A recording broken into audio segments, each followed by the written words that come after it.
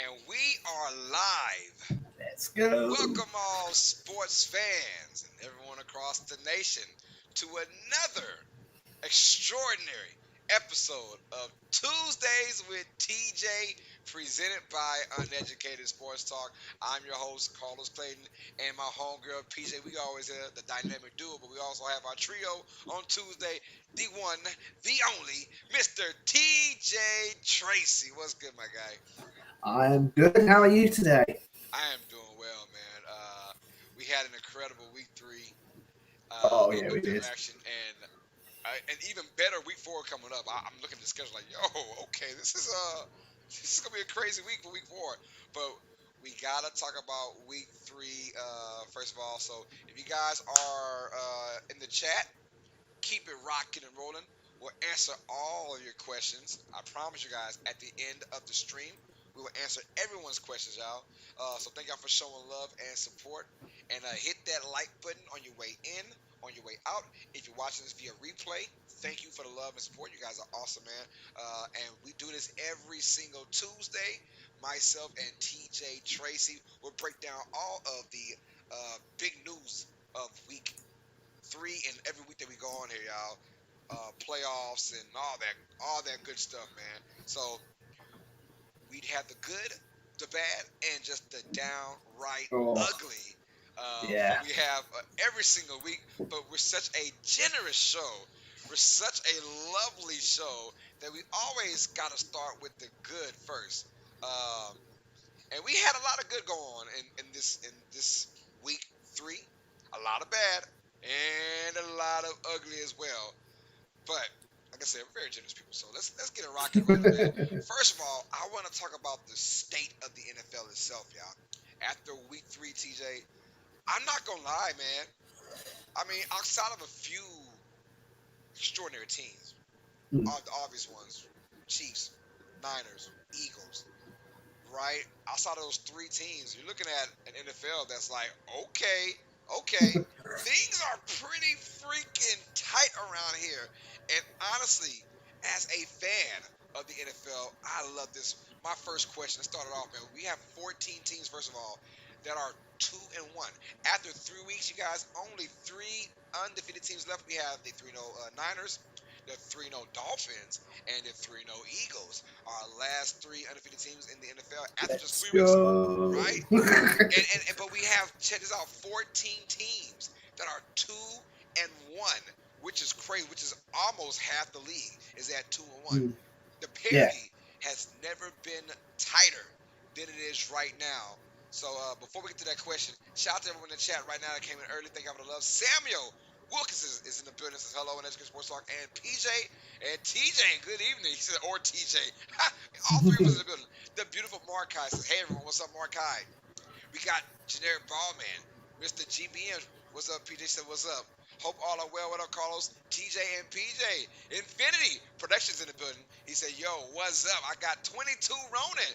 Says, educated, did you laugh? Don't lie. 70 to 20, my guy. We will break that down later on in the stream, Yeah. man. So, but thank y'all for coming in early, man, and showing some love and support. You guys smash that like button and keep the conversation rocking and rolling. We're here for all that. So, we we're talking about the parity right now of the NFL.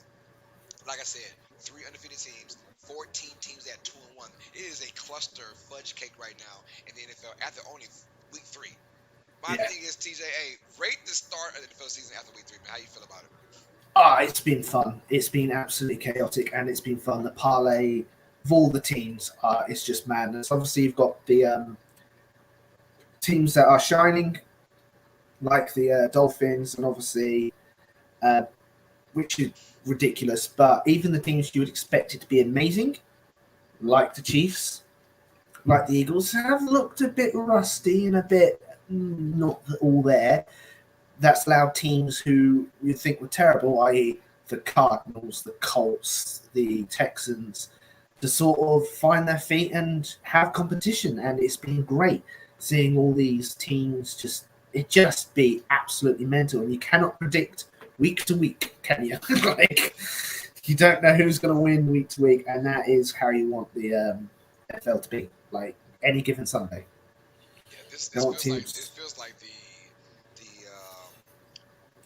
magnitude of any given Sunday because it is Yeah. crazy right now. So many teams battling out, and we outside of our core 4 or 5 teams, we don't really know like who's going to take that next step, who's going to take that next mantra. Teams that we expected to be really, really good have kind of started off slow. Mhm. Teams that we thought would be kind of slow have kind of surprised folks, and I'm loving it. And nothing wrong with parity in the NFL. This is one of those weird years where I'm not 100% locked on, and that's how the NFL should be. I'm not Yeah. 100% locked on one team or two teams to be in the Super Bowl. Um, you know, every team so far outside of maybe San Francisco, they have shown flaws. Even the undefeated teams have shown flaws. And Yeah. maybe even You're right. the Dolphins and the Niners right now, the two teams that are looking like pretty head and shoulders over everyone in the individual conferences.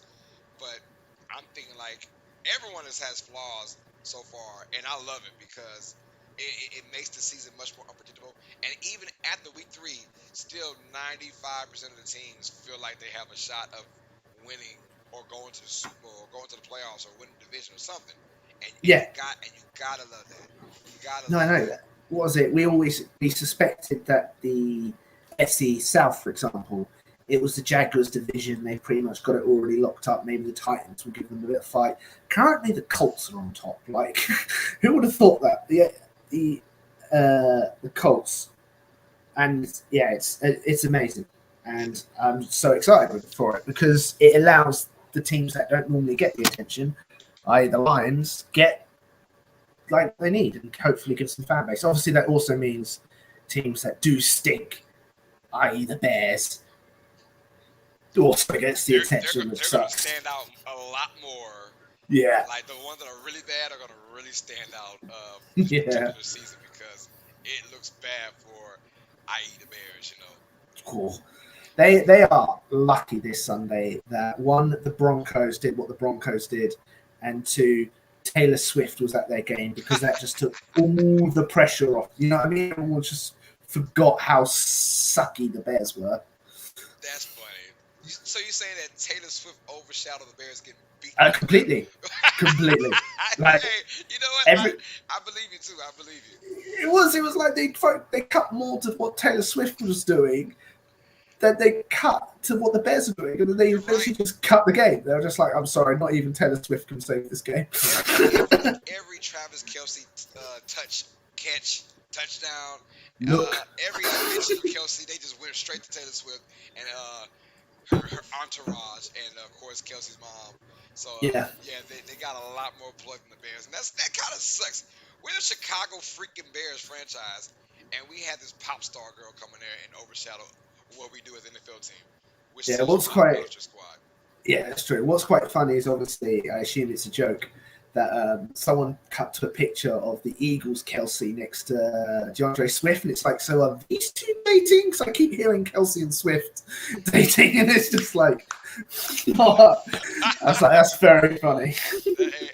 Once Jason said 100% yes, like a couple of days ago, I was like, man, all right, this might be something to talk about for real. And the NFL ate it up. Obviously, outside of Beyonce, Taylor Swift is like the best thing out there when it comes down to her popularity. So yes, uh, Yeah, Taylor Swift over the Chicago Bears, y'all. That was the I whole think conversation was about. was it obviously been revealed that he is dating her. I think Kelsey's jersey sales went up by like 400%. He Cause gained like it's yeah, 400,000 Twitter followers simply because cause of I don't know Taylor what they're Swift. called. Taylor Swift fans were discovering the Chiefs and discovering him She's simply even for that. taking over this conversation we're having right now. That's I really know it's powerful. ridiculous. She is, right? It's crazy. We gotta keep it a real Who That Sports podcast in the business. How you doing, fellas?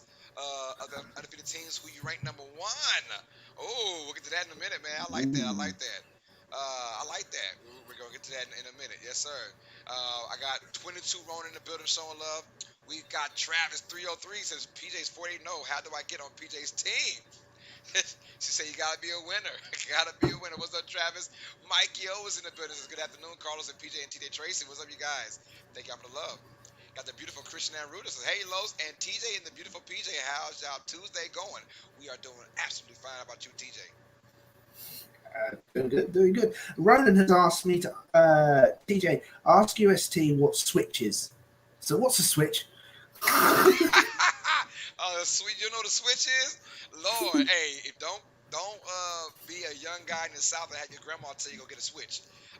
If you get a switch, you better pick the biggest one. So it basically it's a whipping mechanism. Oh, Yeah. You get that switch and they whoop your ass when you were younger. When I was a kid, I used to get the smallest one, thought it was the best one, and it's small. Realized, oh no, the small ones hurt even worse than the big ones. Yeah, oh so gosh. so there was a psychological thing with the grandparents or your mom back in the day, but it's more of a grandparents old school style of whipping you back in the day. Give me God, that yeah. switch, baby. Yeah, my God, yeah. They say We they didn't just have them. We had wooden oh spoons. That wooden was quite spoons, painful. yeah. Hey, Yeah. when they hit your knuckle back in the day. Oh, yeah. That's a great grandmother always threatened the wooden spoons if I didn't help. I was just like, okay. Let's go, y'all. All right, so we broke down the state of the NFL. Like I said, a great parody going on. Me and TJ both agree this is going to be a fantastic year. Already, it's just week 3. We're going to week 4 It's now. fun. All right, we talked about C.J. Stroud and those Houston Texans beating the Jaguars. Man, let's get it. The Texans beat the Jaguars by a score of 37-17. Pretty much our first shocker of the day. It doesn't end after that, but the first shocker of the day was the Texans beating the Jaguars. Get this in Jacksonville by Yeah. 20. Yeah. 37-17. And right now, don't look now, but the numbers for C.J. Stroud, they look pretty damn good. Albeit 2 losses to start the year off, but in a win, I mean, the Texans looked explosive. They got some young, good receivers. So I'm gonna have a 2-part question. My first one is the one on the screen right now for you, TJ. Is it too early to say Stroud over Bryce? Yeah, it is. Bryce is injured, and even though Dalton did look better than Bryce Young, he's still a rookie. He's still going to develop. CJ has obviously had that extra week, and it's a different system. And I feel like the Jaguars just aren't the team you thought they'd be. You know what I mean? All right, They like. I think that they haven't won a game. They won the first game against the Colts. They won the first game. Oh, okay, got you. And but it's that was ugly too, though. That was ugly, yeah. And obviously they couldn't score on the red zone against the Chiefs, I think. And yeah, they just look bad, and no one seems to be talking about it. The focus has always been on Cincinnati and not on the Jaguars. But Stroud, I think, has got a bright future, but it is too early to like compare the rookies. You know what I mean? They're still developing, they're still learning, and the weapons are different. Like I don't know a single wide receiver on the Texans, where on the Panthers, I know obviously they've got Adam Thielen, but and that's all I know. And Miles Sanders, I know Miles Sanders, right. But yeah, you just can't compare them yet. Even though Stroud does, CJ Stroud does look good. Honestly, they all have looked very well compared to the rookies like of last year. Compared to Pickett and all that kind of stuff, they are looking miles ahead. But yeah, you can't compare them. And honestly, out of all the rookies so far, I think Anthony Richardson has been the one looking the best. Shame he's in concussion protocol. Hopefully he gets to play again, but who knows? So, yeah. Yeah, I would agree it's too early, but right now, I mean, look, I was one of the ones that said Stroud should be number 1. To the Panthers. My issue with Bryce Young is not that he's small, because we've seen a plethora of players: Drew Brees, Russell Wilson, Kyler Murray come in and be small guys and run the league. The thing about Bryce Young is he's thin. He's thin. Look at Drew Brees. Look at Russell Wilson. Look at Kyler Murray. Those are thick guys, big body build guys, right? In a small package, but they're big dudes. When it comes to Bryce Young, I mean, we're already only in week 2, and he's out 2 weeks with an ankle injury because it being that frail and that thin. I mean, these are 300-pound guys falling on you every, once every 3 or 4 plays, and I just don't know if he's gonna be able to withstand all that punishment as time goes on. He's got to find a way to get bigger, but honestly, I don't see how he does being that thin. Right now, it is too early because you never know. He might come out there and be a game buster when it's all said and done in his career. But I said it from the beginning. Stroud should have been number 1, heads and shoulders to me. But what was that thing about the that test they took for the draft. They take these weird Oh, tests. that QB weird test. Yeah, and Yeah, they said how Stroud just did not look good, and I hate that. Like, what does those questions it's gotta do with the NFL? it's so dumb because like if you go by that, then the best QB in the entire league was Ryan Fitzpatrick. Right? Like He's because smarter. he's got the highest score of all of them, so he's apparently the goat of QBs. Right. Um, yeah, it's dumb. It is dumb. Because yeah, you want obviously to learn the plays and like diagnose defense on the fly, but it just shows nothing about their physical capabilities or their experience on the I'm like, paper. if I can throw the ball 300 yards, get you 3 touchdowns and a dub. If I tell you 2 + 2 = 5, it equals 5. That's how I feel. Like if no, I'm just saying like that has nothing to do with it, and that was a big scenario, a big conversation among NFL peers about Bryce Young's intellect, which he is a very smart guy. Uh, they're like, but this intellect because of the test that he kind of did better than Stroud. I just thought it was not fair to Stroud, but right now. You're right though. It is too early to compare these two guys, but I know Stroud right now and Richardson have the upper um, nod right now over Bryce Young. Also, teams, where you're at too, that all takes place in it. But I love what I'm seeing from Stroud. Stroud is making these guys like Dell and God, this Nico. Lord, what is his name? Look, Nico something. Anyways, those two kids are amazing already. Started zero off, and if they keep it up, they could be household name because of the starting quarterback in CJ Stroud.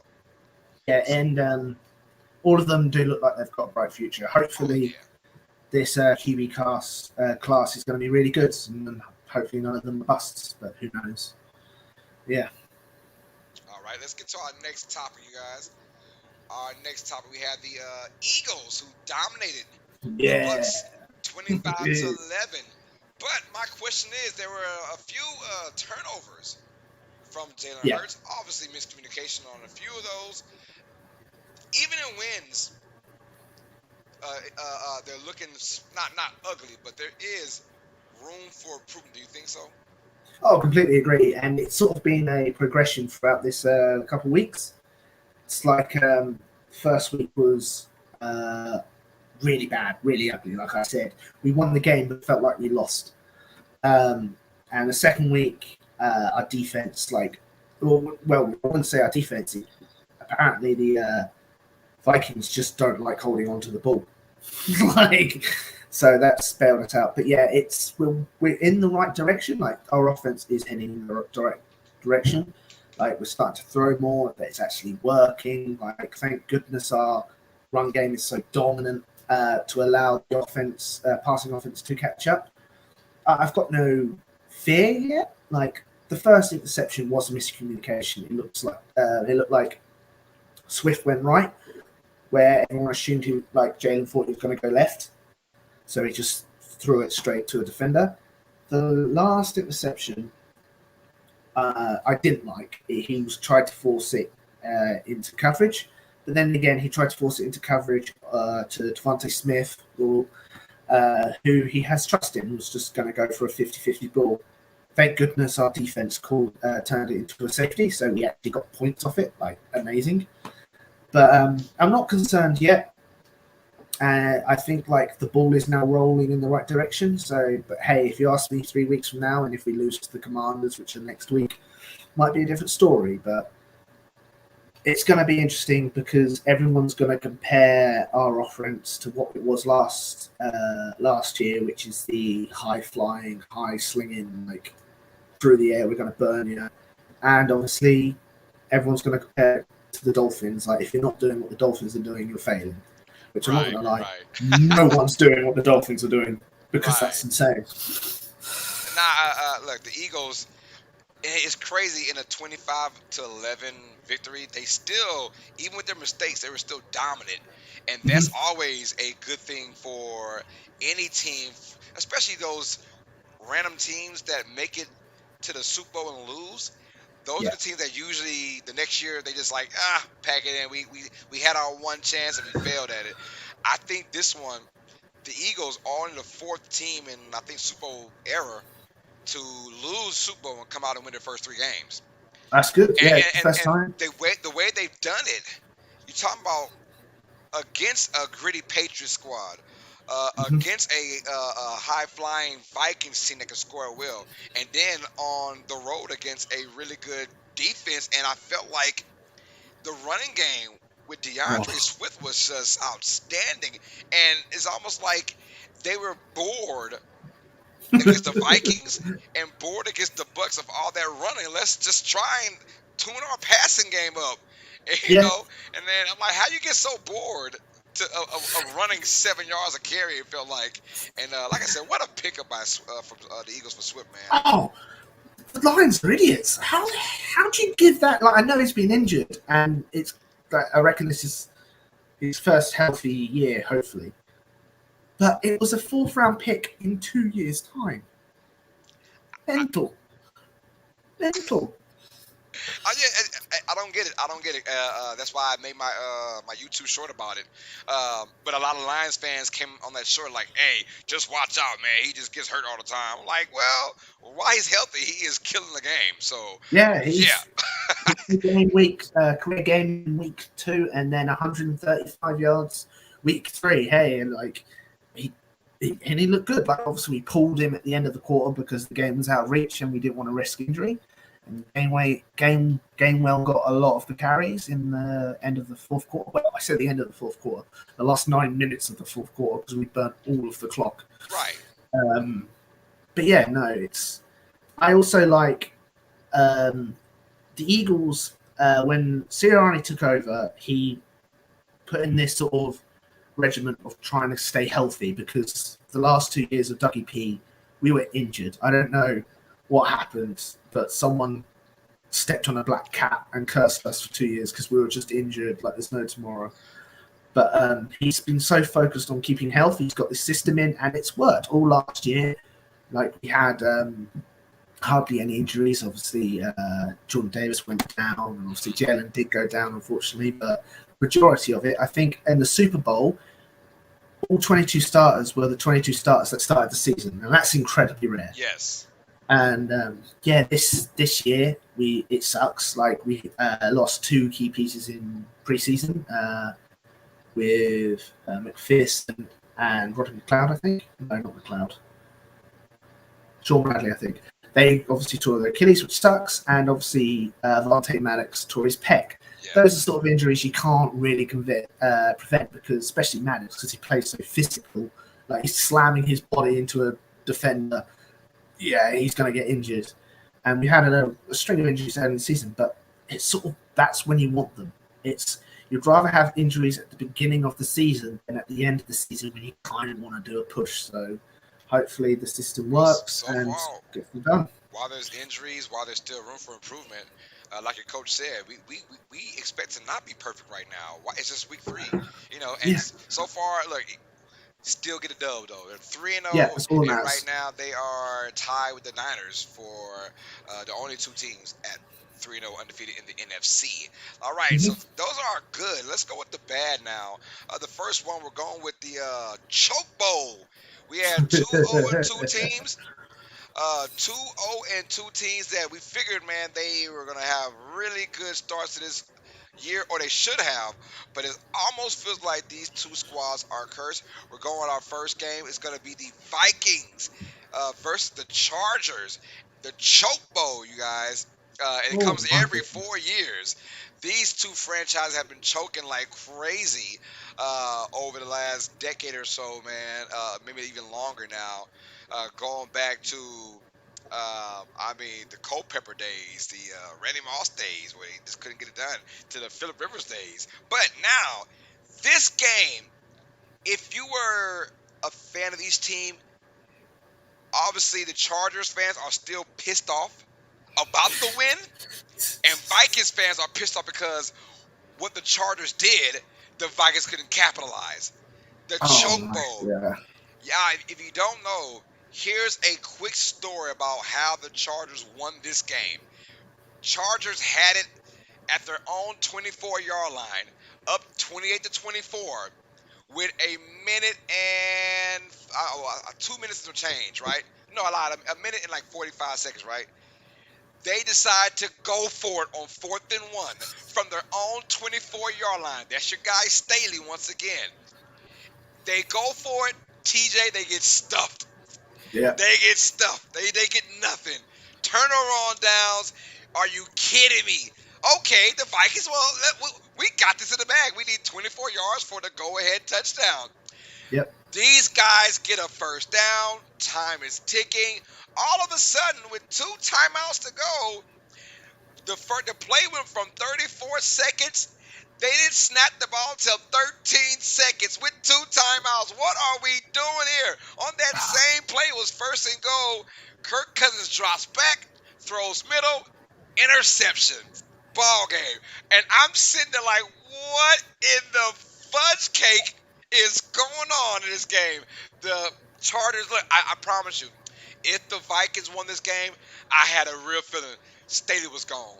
Staley was Yeah. gone. And it's almost like I'm waiting for this guy to go, because of those like the locker room. If he lost that game, he would have lost the locker room. He would have Yeah. lost the players. I'm telling you right now, you do not go for it on 4th and 1 from your own 24 up by 4 points. I get it. If you get the first down, that's ball game. But boy, the risk is way bigger than the reward, in my opinion. Right?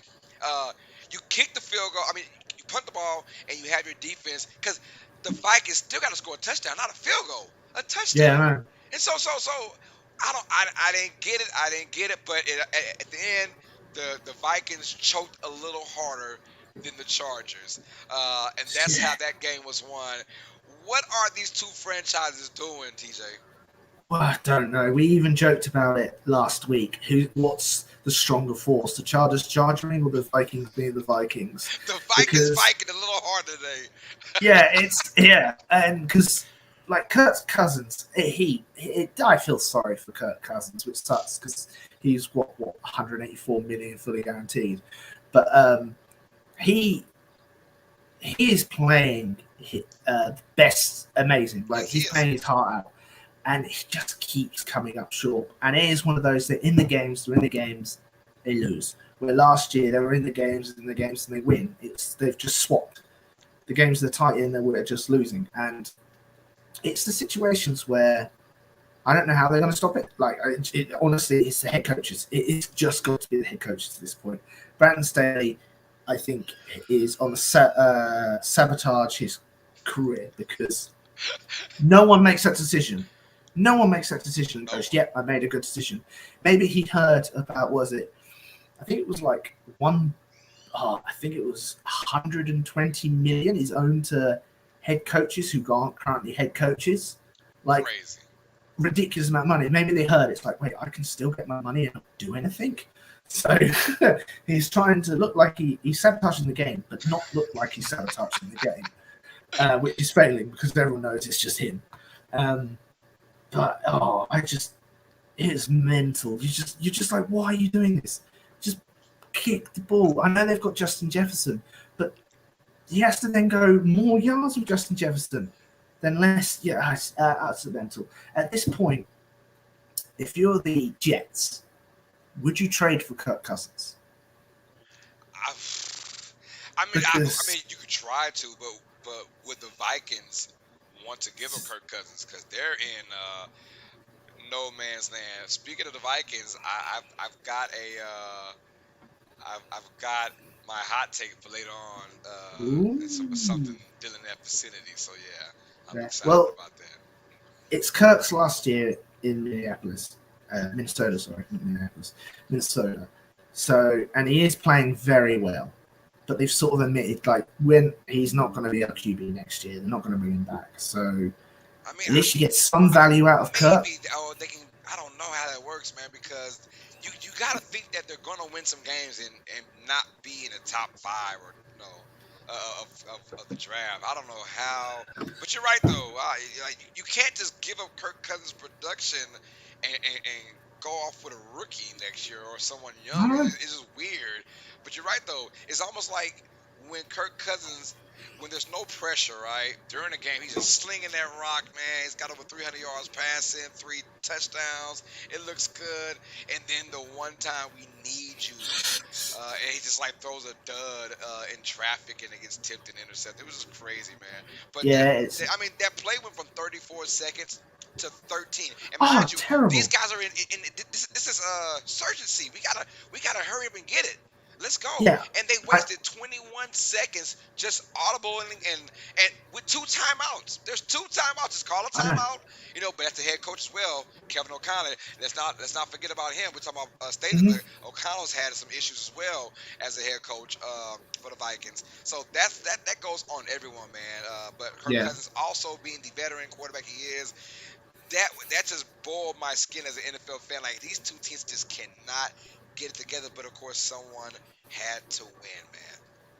yeah, and apparently the charging isn't strong enough in it during that game. Yeah, the Chargers charging wasn't stronger than the Vikings Viking right Yeah, that's true. now. Do you also think they need a rookie QB because the amount of money they've got to pay Justin Jefferson? They need Kirk off the That book. is a thought because you want Jefferson. Yeah. It's Yeah, almost like what what? came first, the chicken or the egg. Like who you give? Is it Kirk Cousins make Jefferson look good, or is it Jefferson making Kirk Cousins look good? I think Yeah, yeah, that's true. and He's got I a think it's Jefferson. Honestly, his what is route it? running is amazing. Like he's so good and crafty. Makes Yeah, Kirk Cousins' life easier as a quarterback. yeah. He's what I think 150 was Tyreek Hill's money. 157. Uh, Wow. Justin Jefferson 180 maybe. You reckon he's going to go for the full 200? Hey, he's gonna want some moolah, baby. Is all I And know. I don't. Madison The also market for is not. receivers are what? Is it like the highest is probably maybe 25 million a year? I know. Is it that high for a demanding receiver? What did AJ Brown get? I know AJ Brown got 100 million, like 67 guaranteed. He's on 20 million a year essentially. So okay, for 5 years. So I'm looking at 25 million a year for Jefferson. He's gonna want that. He's gonna command that. He's gonna earn that. Honestly. He will be the highest paid. Yeah, he Like will be, and he's gonna want it because he knows his team ain't going no anyways. I'm not about to cut my money for y'all, please. so, the highest paid wide receiver is Tyreek Hill. He signed a 4-year, 120 million contract Ooh, with that's the nice. Dolphins on an average of 30 million a year. God, oh, That's a lot less well, than then what I thought. he's going to 30. Then He's definitely going to go with his 30. Yeah, agency. that's Hey, thank you. That's quarterback money. Like Carson Wentz when he got paid, like terrible contract looking back on it, but that was his money. He was getting 30 million a year, and now that's wide receiver money, like mental. It's crazy And yet how that works, man. the running back can't get nothing. Well, speaking of choke bowl, right? Well, we had another choke down in Wisconsin and Green Bay. My New Orleans Saints, you guys, blow a 17-0 fourth quarter lead to go ahead and lose to the Packers 18-17. It's the old question that everyone asks is, did the Saints lose or did the Packers win? In that scenario, it's almost like, did the Saints put themselves in that bad of a position to lose, or are the Packers that good? And I'm gonna say neither. This Mm, game kind of went down to how I thought it was. The Saints they're just so anemic on offense. All these weird guys are saying Jameis Winston blew the game. Like it was nah, the same with Derek Carr in there. Mind you, one of my touchdowns was a punt return for a touchdown. yeah, So but this Saints squad, first of all, give credit where credit's due to the Packers, man. Jordan Love, he's that dude. He's but that dude. Like he didn't have the spectacular numbers, but against the Saints vaunted defense. All right, first quarter, gotta shake it off. Second quarter, gotta shake it mhm, off. Even the third quarter, mid third quarter, he was like, ah man. But late in that third quarter and that entire fourth quarter, Jordan Love was on, and Green Bay fans right now have got to be excited about another long tenured quarterback, maybe, right? Can we make it almost 4 decades of great quarterback play, maybe? For the Packers, we'll find out as time goes. But Jordan Love, I liked his moxie. Mind you, he didn't have his best receiver, Christian Watson.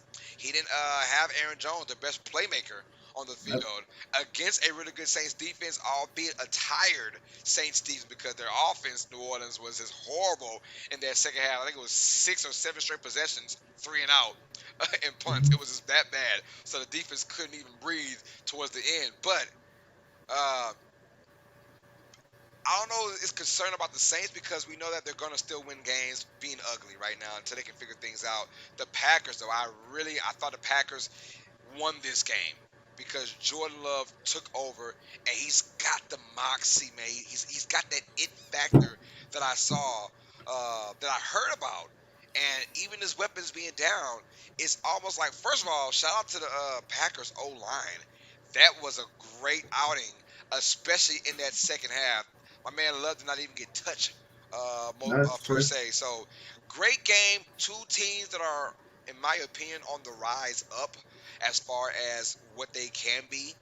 I did pick the Packers to win this game from the last stream, so I stand on that. But 18-17, one of those weird, almost scoregamis, but I'm pretty sure that's been a score before, 18-17. But shout out to the Packers, you know, not giving up. Because that could have been a game where they say, you know what, yeah, this is just not our day. Because the numbers were ugly, TJ. They were ugly It the was. first It wasn't two good. and a half quarters. They were ugly. But then Jordan Love was like, he shrugged it off to be young and to be poised like he was to win that game. Man, shout out to the Packers, bro. How you feel about that game? Yeah, I feel like also the Saints did get luck with Carr being injured, and obviously it's not a serious one, which is really good. But if Carl wasn't injured, I don't know. I think he might have won that game because even though James Winston came in and he was James Winston, like he wasn't the best, he still managed to get in position for you to win, and then unfortunately your kicker missed it. But which sucks, and I think Carr would have just been a bit more consistent to either get it a bit closer for maybe the kick. But yeah, Jordan Love to have struggled for essentially 3 quarters because the Packers weren't in that game for 3 quarters, They're not. They and were then not. to come out in the fourth one and just be like, "Yep, okay, let's do this." And yeah, he was down essentially his entire left side of his O line, his main running back, his more like the one main receiver he has in Watson, and still managed to be like, I'm going to do this. I'm going to do this myself because he was the Packers' leading rusher. Yes. Like he was rushing. He needed not him. Look, like when they first scored that touchdown, it was like him saying, "Fine, I'll do it myself," and dived in for the end zone. And lovely ball to is it Reed, their wide receiver? Yes. Yes. What a Yes. catch! What a lovely, what a great catch! And Reed had been struggling that entire game. He was struggling, like dropping passes, and then to still go that way to Reed was show some guts. Yeah, no, it's yeah, what a comeback! And like I said, it does feel do feel a bit sorry for your New Orleans Saints, but you get Kamara back this week, so Yeah. like the pity only goes so far. Right. Well, um, both teams still 2-1. A lot of experts didn't see that coming the first 3 games of the year, so they're one of those 2 of 14 teams that are 2-1. So we're talking about yeah, parity. Matt. And how many games have been won by 1 point so far this year? It feels Oh, like a lot. very close. Yeah, Like I haven't seen so many 1 point games in the first 3 weeks. It's probably about 6 or 7 1 point games already. The Packers were part of 2 of them. Saints part of 2 of them already. yeah. So I'm like, yo, I said a lot of 1 point games. This is how the parity is now. You got to be careful. Got to keep your head on the swivel in these next up and coming weeks because you could get lost in the shuffle, man, with so many good teams out there in the NFL. All right. Appreciate that, man. The Saints blow that 17-0 lead. Packers win 18-17. Let's go in our last category for the bad. And this is going to come down to the Big D. Dallas Cowboys. What the fudge cake happened with this one? The Arizona Cardinals, deemed by most experts to start the year off as the worst team on paper. I'm one of those guys. I thought they were just like going to be 0-17 team. I told you when I did my picks for these I couldn't find 3 wins. I tried to and I gave them 3 wins just by effort, but I did not see this coming. If you would have told me the Cardinals we're going to beat the Cowboys after how the Cowboys established dominance on defense the first 2 weeks of the season, and they're going to beat them easily, handily, 28-16. I would have said you a mother fudge cake and liar. Oh no, you what you smoking on? I don't want none of it. I don't want Oh, none of it, you guys. Uh, oh, my so question is, good. man, what happened to them boys, man? What happened to them boys? They were exposed to what they truly are. No, That's no, that's the Philadelphia Eagles teacher coming just, out. just the venom there. No, I showed last week. I was like, I expect the Cardinals to lose, but if they win one game, please, if there is something out there, let it be this game. And it You did was. say that. You did say that. Oh, it felt so good. I don't know. They fell apart. Like, I think it was the most penalized they've ever been under the McCarthy era. Like, they could not stop committing penalties that kept hurting them, and their defense fell apart. Like, I know they lost Trayvon Diggs, and hopefully he gets well soon to obviously a torn ACL. Wish him a great recovery. But you're telling me he was the thing holding that entire defense together? Like, no, that's not true. Like, Michael Parsons. This is another reason why I hate the Cowboys. They just cut. I don't know how if you were watching it. I was watching it on Red Zone. Every time the defense was on, the broadcast would just highlight Michael Parsons. Just be like, Yeah, there he is. yeah. It's like, yes, we know he's there. Stop pointing it out. I know he's great. And it's just like, enough, please. And they managed to negate him. Like, yeah, right at the end, he managed to do, I think it was like once, a couple sacks, a couple pressures, but not the Michael Parsons we've seen for the last 2 weeks. They managed to stop him, and they took advantage of just Dak being Dak. I also, like, Mike McCarthy is obviously play calling, making the calls on offense this year, and that game reminded me of the old Packers. You know what I mean? Because obviously back in the day, McCarthy was the Packers, and it was just sort of like they were good, but then any sort of struggle, any sort of like we're behind, we need to catch up, they fell apart. Like, what he was calling wasn't working, but he wouldn't change what he was calling, if you know what I mean. Yeah. And it was that again. So it is going to be the situation, I feel like, with the boys. If their defense can't dominate and keep the offense from scoring, their offense won't be able to keep up. That's my point too. I was going to get to that point. I'm glad you said that. I felt like if the defense isn't dominating like we saw the first 2 weeks, can the offense kind of be there to? Because we saw small sample sizes of the Cowboys the first 2 weeks not being able to score in the red zone. Let's just keep it real.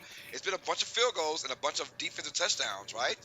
And Dak the first 2 weeks managed to have, I think, 2 touchdowns in 2 weeks, right? And everyone said, oh, well, the defense is dominant. And I get that. The defense dominated, so not a lot to go on the plan, on the, draw play because you're up by 40 points, let's be real, right?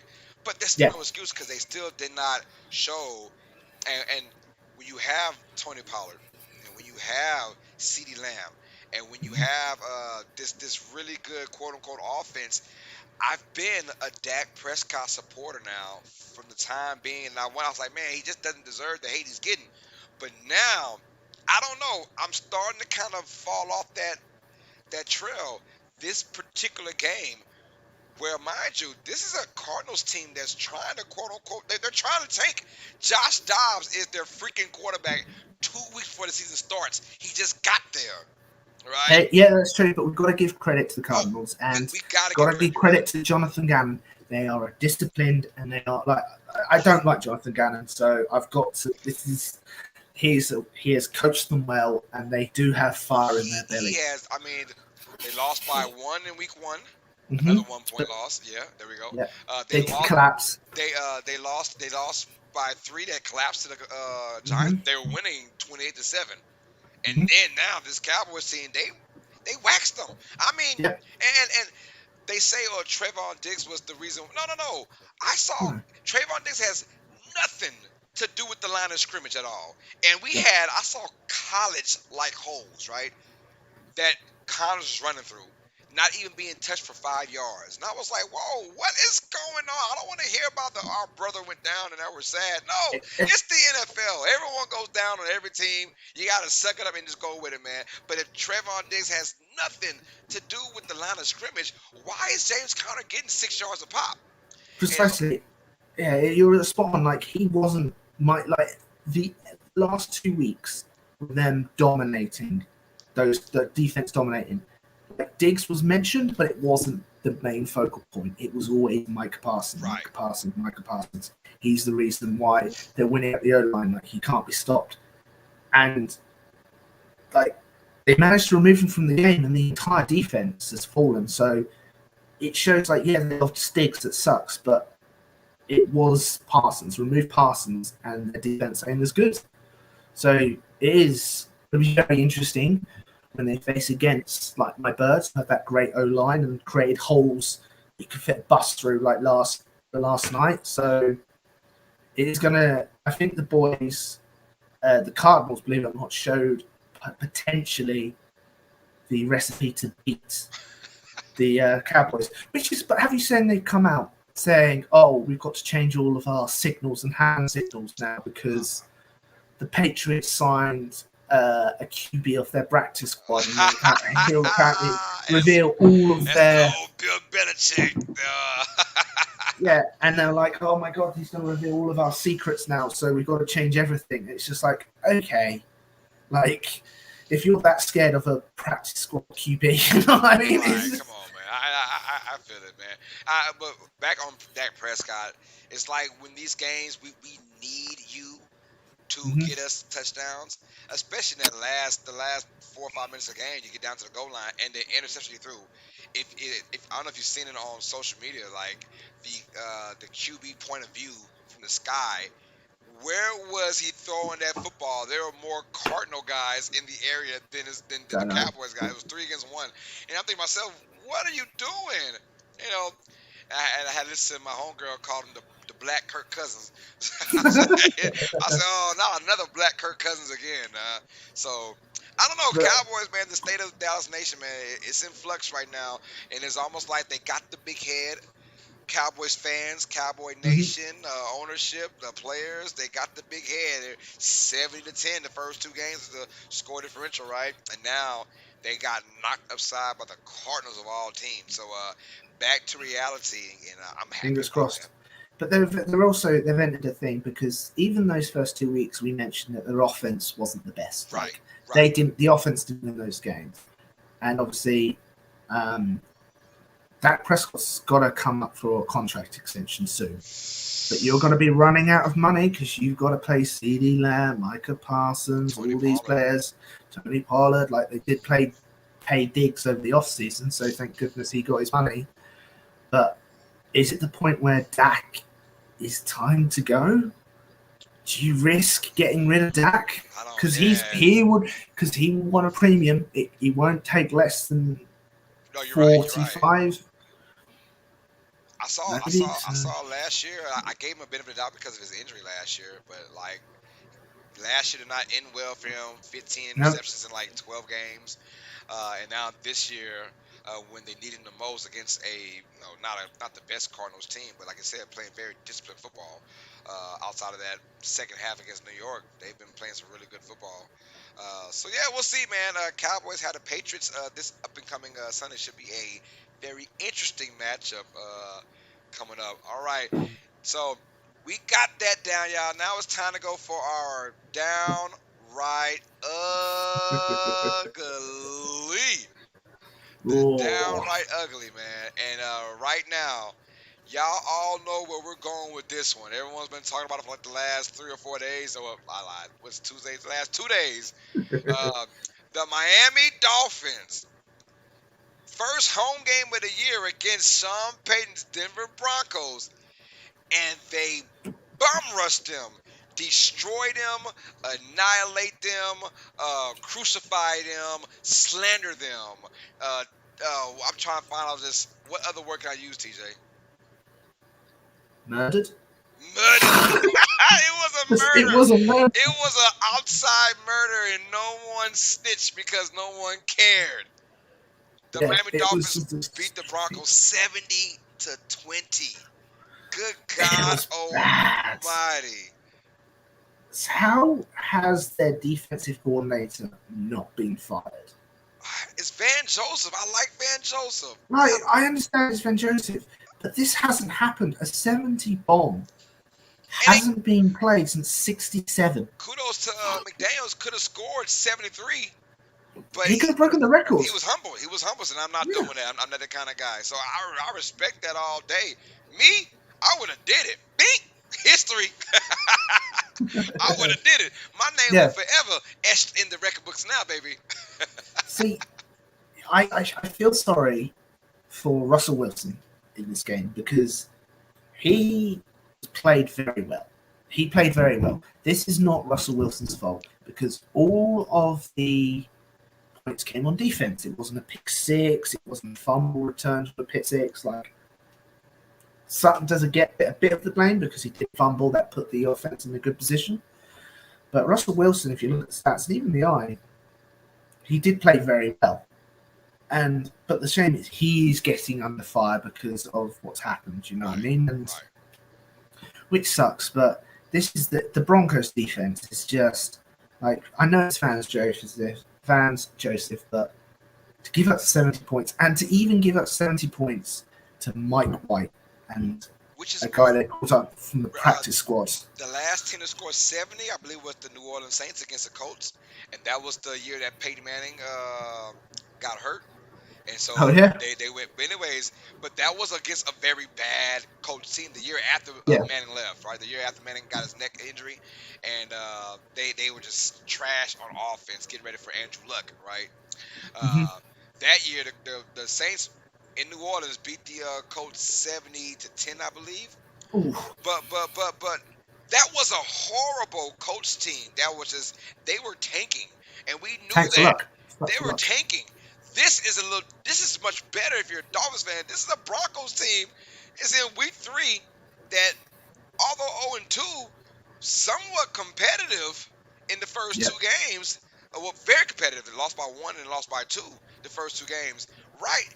They scored 70 points. Do you guys know what that means? That is 10 touchdowns. In the NFL, the average game by both combined teams, there's 5 touchdowns. Combined in the average NFL. These guys scored 10 by themselves in one game. You're right, though, on Russell Wilson. This is not an offensive fault, right? Russell Wilson, 300 yards passing. They had a 150-yard rusher in this game. I'm not lying, you guys. Yeah. A 300-yard passer and a 150-yard rusher, and you lose by 50. I can't explain how that happens. It's just that the defense could not stop a wet. I can't even. I don't know the saying anymore. But they couldn't stop a cold. It was bad. Yeah, it was trying to make tea in a chocolate teapot. You know what I mean? It's absolute madness. And like I said, the moment Mike White threw a deep bomb touchdown to the practice squad wide receiver who burnt your number 1 player on defense, I just feel sorry for the fans because their offense is finally cooking. Like last year, it was their offense. Last year, their offense was the one letting them down. And the offense seems to be sort of fixed. You know what I mean? They're getting in their groove. They're getting into the routine. But I just don't know how your defense sucks this badly. Especially since they were saying it's a record for the Super Bowl era. Super Bowl era. 1940 wasn't the Super Bowl era, so in the Super Bowl era, it would have been a record. 1940 was, anyone lost 7-0 in the 1940s. It was probably that was the Wild West. Yeah. The Wild West. Riding on horseback while throwing touchdowns. We have one wide receiver. We have one wide receiver that just runs down. The rest are all fullbacks that we just charge. I could not know this NFL and go back in the 40s and watch it. I was like, oh, what is going on, you guys? Might as well be rugby. Yeah. Apparently, rugby's according to most rugby is comment. awesome. rugby is I can watch rugby all day, man. I can. Hey, why not? But according to some commentators, the Eagles are bringing rugby back to the NFL with the Love tush it, love push. it, But love yes, it, not according to half of the media. love it. uh, but no, I just don't know. You've got like a coach gave this up without meaning to. Like they weren't sucking. So, someone's got to be fired. I'm surprised we haven't had firings already in the NFL. Ah, man, I thought we were going to get one with the Chargers game for sure, man. All right, well, the Dolphins, got me stuttering now. The Dolphins, I mean, it's mind-boggling to know they won by 50, 70-20. Not, I can see, I don't know, I can't see no game being won by 50 until just now. So 70-20 against a decent team. This isn't no just throwaway garbage team we're going to tank. And no, this isn't the '08 Lions. This isn't the past 25-year Cleveland Browns. No, this is a really decent Denver Broncos squad with a really good, decent quarterback in Russell Wilson and supposedly a decent head coach in Sean Payton, right? But right now, things are in flux. Before we get out of here, how far can the Dolphins actually go? Let's just say let's say everyone's fully healthy. Every team's fully healthy. How far are the Dolphins you think going? Honestly, they'll even get more healthy because Jalen Ramsey will return late in the season. Yes, I forgot about that. Like week one, it was a shootout against the Chargers. Week two, it wasn't a shootout, but they managed to do it on the run. Like they were like, "We're gonna run it. We're gonna like do it this way." And then this week they put a 70. They might be the team, one of the AFC team in playing in Vegas in February. Ooh, yeah. Like no team has looked as good as them. And like, yes, you don't want to start hot. Like they could just fall off midway through the season. Like it's happened with the Steelers and the Cardinals a couple of years ago. Like they start off really hot and then they cool off. But I don't know how. It's the defense is good. Their offense is nigh unstoppable, and that was without Waddle. Yes, without Waddle. Come on, man. Without Waddle, Yo, so one, I feel real stupid. Be quiet. I want to hear that. So I feel real. I feel bad, and I'm dumb. And I did mention it that I said I'm probably gonna regret having the Dolphins at 6-11. That sounds so stupid now, and I don't call myself stupid too often. That was stupid. That was because, and you try to warn me, TJ. You try to warn me. you were very low on Tua. You try to warn me. You was like, no, Lowe's, this team is gonna be good. And I just maybe with the whole. I'm not a big fan of Tua per se, but now I see it, bro. I'm all in. This team could be. And it's early. It's still early. Three games Early. in, but man, right now this team could be representing the AFC in the Super Bowl. Just saying. Yeah. I can see it because right now with the way the office is, and they're on some kind of rhythm that it's just purely madness right now. Like I can't explain it. I just like what they're doing, and the running game the last 2 weeks now. That's even better because obviously you can't do it just straight passing. You got to have a balance to be a Super Bowl winning team or a Super Bowl contending team, right? And they've shown it with Robert Mostert and the rookie. I forgot his name, but he went for a $170 or whatever in that game, and Mostert went for like a $140 or man, it was crazy. No, Mostert went for like 80, but had like freaking 3 or 4 touchdowns. So it was like, yo, this team is insane right now. They're clicking all cylinders. They had 726 yards in the game. Crazy. That's What? nasty. That is nasty. What is going on with the Broncos, man? Anyways, I don't know, man. Yeesh. This is All right, let's they go. made a sacrifice to get Peyton Manning to the Super Bowl.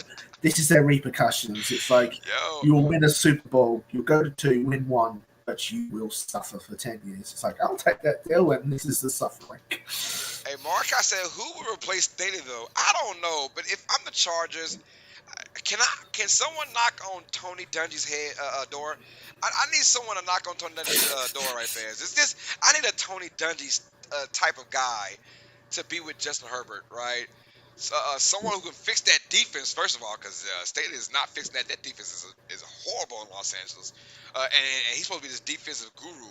per se. It's not looking good, but I need an old wise man kind of guy for the Chargers right now. Someone the team can look up to and respect and say, hey, we're going to get it done this way. I'm calling Tony Dungy's phone, knocking on his door. I know you've been out the league for about 2 Begging. years now, but I need someone like you to come in here.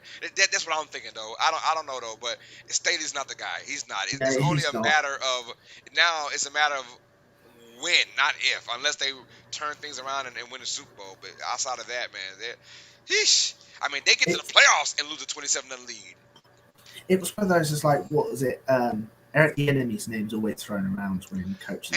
I can see that right now. Outside of the game against the Buffalo Bills just now, but they look good. I mean, was it like? Here's the thing.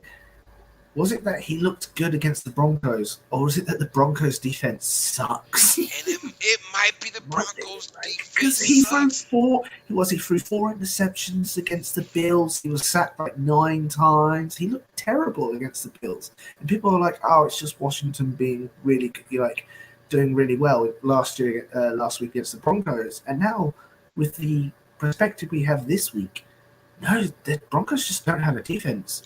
Yeah, man. The defense is just holy cheese. You know what I mean? They might make Justin Fields look like Pat Mahomes is coming. I don't know. We'll find out. Yo, TJ, give me your what the fudge cake moment of the week, man. What's your what the fudge cake moment? See, this is a game we haven't spoken about, and that is going for a field goal when you're downing by the Raiders. Yes. Someone don't do maths. Yes. I'm glad you said that, man. That slipped my mind. I had my stream yesterday, and I was like, "Yo, what are y'all doing?" I said, "You still need a touchdown, though. Yeah, you still need a touchdown. With 2 minutes ago, you're praying for your defense to get that one key stop that may or may not happen. Oh my God. Yeah, it wasn't going to happen, and it's just I don't know. Again, another coach which looks like he wants to be fired. Why would you do that? At least if you don't get it, you pin them deep. You know what I mean? Right. And madness. It was just like you're just watching the TV and people, like some of the commentators, like especially today, are trying to like defend it. And it's like, oh, he had more trust in his defense and his offense, blah blah blah. It's just like you didn't have any time. Like you know what I mean? Like the time was waving. It's just like, come on, man. Like if you wanna get fired, he has to get fired. He can't just quit because he won't get his money. But it's madness. Crazy. My what the fudge cake moment. What the fudge cake were those other teams in the NFL draft thinking not getting Jalen Carter? Oh, yeah. He wrecked that Buccaneers game on Monday night. I saw it yesterday. He wrecked it. Wrecked it. This dude is going to be straight fire beast mode in the NFL. And I'm thinking to myself, I'm looking at you, Atlanta Falcons. Thank God, though. But what are you guys? What are we doing? Obviously, what the fudge cake where these guys think? I understand he had his little issues, right? Yeah. But still, you don't let that. Everyone deserves a second chance. He didn't physically kill anybody. He didn't kill no one. He didn't. This dude is going to be a monster in the NFL, and you pair him up with Davis, and you pair him up with just the Eagles defense. This dude, that is my what the fudge kick. It had me that punch, that peanut punch he did for the not giving up. Oh my God! It's like I would have dropped the ball. You ain't got to punch it out. I'll just drop it because that's a big ass arm coming, man. I just dropped it. I don't blame my boy for fumbling. That hurt. That hurt. Yeah. I know. Obviously, he did have his issues, and I think he went to the perfect situation. He's playing next to his best friend Jordan Davis, and essentially the Philadelphia Bulldogs, as people are calling it. But I think he was the highest graded player on our defense yesterday, according to Pro Football Focus, if you trust what they're doing. And he is terrible. He is going to be our next Fletcher Cox. Yes. And he's up there already. Like talent wise, he's already up there, and obviously he hasn't got the career yet. But I think one of the best. I think on average, if you're one of the best D linemen, rookie, you averagely get about 3 sacks. You know what I mean? 5 if you're pushing it. He's already got 1.5 in 3 games. Like he's already on pace, and he's not giving up. He's showing that you are right to choose me, and I am going to give everything I he's can doing to it. this He's a beast organization. on both the passing, Yep, and defending the run. yep, and I'm in amazing. awe of him right now. His rookie season, he's just dominating that fact. I was like, yo, okay, what were these Potentially teams? rookie of the year. Cause oh yes, oh defense rookie of the year for sure. Oh well, already, yeah. Oh, already. I'm looking Already. and I'm sitting there like there was like 4 or 5 teams could have got him, man, and that could be Mhm. that's a game changer. What And was but the defending NFC freaking champions. it? Yeah, Thank you, Saints. I Thank know, you, man. Saints. Yeah, who that to you? What the heck, man? God Yeah, no. what was it? The Seahawks were lined up to get him, but they went with the Witherspoons, which is still like good pick so far. He's doing really well, and the Atlanta Falcons chose a running back Falcons, over him, yeah, which is they mental. good for them. I'm glad they got Bijan Um, Robinson, who had a total of like 40 yards last game. So yeah, yeah, it wasn't the good, best, yeah, and good I job. know the And good job by getting Kyle Pitts, who only had 15 yards total. yeah, That's it. I know the Bears wanted him as well, but they decided to trade with the Eagles. They decided that I think third-round pick was more important. Oh yeah, Uh, just yeah. This, let me be your NFL GM. I'd have got him ASAP. Go ahead. I'd have got him number 2, number 3. I don't give a damn. I wasn't getting a quarterback yeah, this year. I was gonna get it. I was getting him. He it would be was my number 1 pick for sure. it was him or Will Anderson, wasn't it, as the defensive? I was still going with if he had no issues, no trouble at all, he was the Yeah, number 1 overall. Well, the number 1 defensive player for sure going off the board. yeah. And like you said, he did have those issues and that. Like he turned up out of shape at his pro day and stuff like that. But he went to the great situation. Someone even joked, "It's Oh like, do you think Jordan Davis like gave Carter a phone call? It was like, hey, suck. Just your next pro day. Just look out of fit. Just say you're cramping. Just let your stock fall a bit. We're number 9. We're number 10. Not right. far. Just you've already done damage. Unfortunately, just a bit more." Crazy, also. Shout out to the Eagles, man. That's our what the fudge cake moment.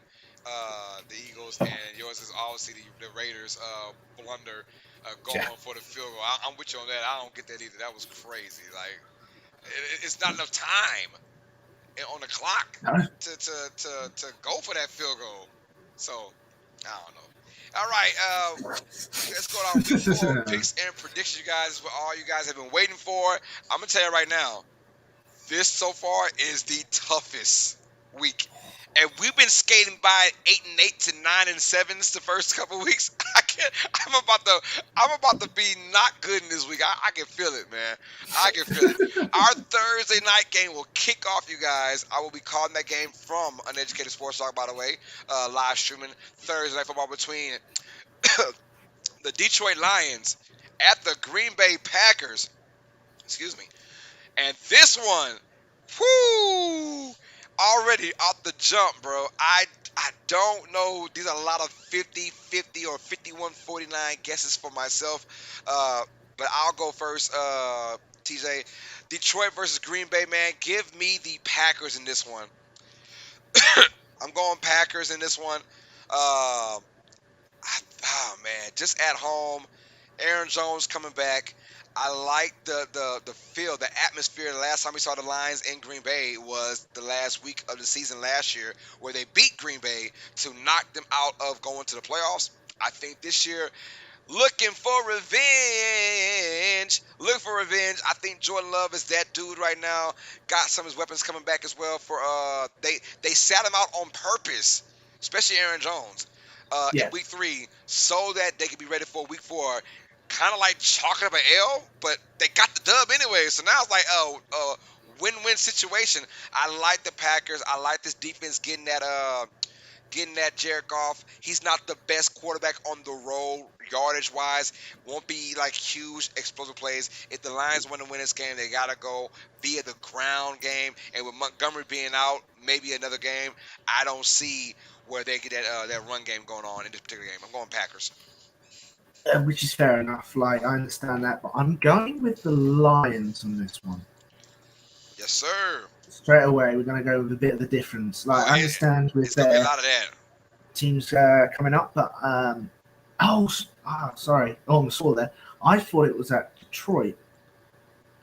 Now it's at Green Bay. I'm going to go with Detroit still. Okay. Like, it went into Lambeau last year and punched the Packers in the face. Yeah, And it's back in Lambeau again. Yes, sir. going back in Lambeau, I still think they've got those moxie. And like, I know Love had a great comeback in the fourth quarter, but there's I'll still. tell you what. The Lions win this game. I'm a believer. The Lions You're a win this believer? game. I'm a believer in this team. If they can win, if they can find a way to win this game, I am a huge believer in the Lions. Fair. Can't tell me nothing. Fair enough, but Love did look good at that fourth quarter. Like, hey, they managed to beat you, unfortunately, but there was also 3 quarters where he did look good. Right. And right, but he found a way to win, man. He did find a way to win, and I think Detroit's defense is close or not on par with your defense. I think it's a bit better, especially with like Brian Branch and Adrian Hutchinson. I don't know. Hey. You don't think so? No. The Lions have a decent defense. They ain't got the Saints defense. They ain't got the Saints defense. No. They need some work in progress. Fair. They look good against Atlanta. I give them credit beating Atlanta, man. But the first 2 weeks, I mean, that Seattle game where they gave 37 points. I mean, that's true. At home, so I'm a hold it down. You Dallas. Don't stop me there. Said, what up, homie? What up, Dallas? Peter said, "What's up, Dallas? How y'all doing?" So fair enough. But I'm going with Detroit. You're going to Detroit. I'm going Green Bay. Let's get it, man. Already differences. All right, we got a matchup now coming from your neck of the woods. TJ, it's an early Sunday morning matchup for the U.S. We have the Atlanta Falcons at the Jacksonville Jaguars, live from the Jaguars' second home in London. Let's get it. We'll start with you first, TJ. Who you got, man? Well, I'm going to this game, by the way. Oh, be in London. I'll be watching this game. It's gonna hopefully be a blast, and I'm gonna go with the Atlanta Falcons. Oh man, and it's gonna be a good one. It's gonna be a good one. Hopefully, I've lost faith in Jacksonville. They just haven't looked good. They've looked anemic. They just haven't got anything going, which sucks because I obviously love Dougie P and I love Trevor, but I feel like Atlanta's shown that it's got more life, and they lost. They lost this week. Atlanta lost to Detroit. Atlanta lost. Yeah, they lost to Detroit this week. But I still think they're hungry to show what they are. And the last time they were in London, Carl Pitts actually scored. So hey, who knows? Has he scored in the US yet? I don't know. I think he's only scored in London so far. That's it.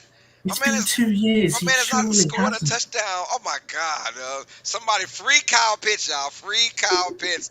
Come on, New Orleans. We'll take him. Shoot. God, dog. But yeah, so it should be a good game. Hopefully, it's going to be entertaining to watch there.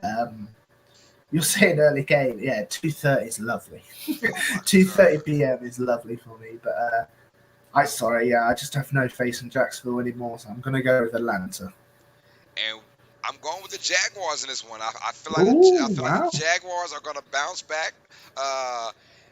They are playing a Falcons squad that, honestly, their weapons are very minimum. Yes, you have Bijan Robinson, who could be explosive at times, but he's going to have to be that dude. I'm talking like he's got to be that dude over 100 purpose yards, something like that, catching and receiving. Catching and running. I feel like they're not going to have that much power in this game. I feel like the Jaguars are going to win an ugly game, somewhere in the low 20s. I'm going to say Jaguars probably like 23-20 to win this game. I'm going with Jacksonville to win this game. I don't really have any major reasons why outside of I think the Jaguars are just going to be the better team in this game. Fair. No, I understand that, and it could be down. It could be that it is a team that's a flip, and I know it's technically is a Jacksonville home game, because it is in Wembley. But that crowd is. I've been to a Jacksonville Wembley home game before. Wembley game. It's not. I wouldn't say it's a home field. It's any play. Any play, it doesn't matter if it's defense, offense, whatever. If something happens, the crowd goes crazy. You know what I mean? Right. If someone attempts a deep ball, it's just a that's it. So yeah, it's going to be fun, and I can't wait. I'll report back next week. Infiniti's got me laughing. He says Jags win 17-7, the one touchdown from Kyle Pitts. Oh, that's so hilarious. If Kyle Pitts scores a touchdown in London again, I'm going to tell the Falcons just move to London, man. Move to London, man. Kyle Pitts will be MVP of the league. All right, y'all. So he's going. He's got to have scored another touchdown. That'd be crazy. I hope he does though, just to get that stat out again. All right, our next game in the docket, y'all, we had the Los Angeles Rams at the Indianapolis Colts. Another 50-50-ish matchup, in my opinion. We saw the Colts this week beat the Ravens in overtime, but we both said on our show last week, Gardner Minshew is not going to be this just throwaway quarterback. He's been there, done that Minshew magic. Yep. And I feel like the Colts and the Rams are going to have a really good game.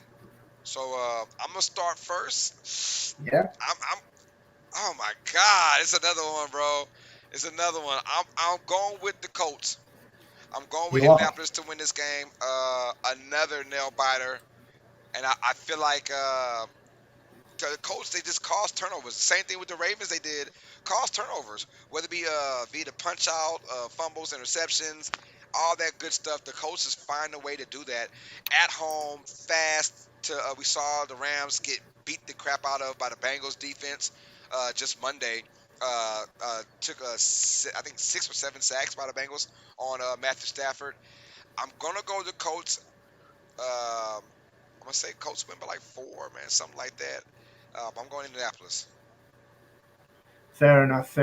And I also agree with you. I agree with you there.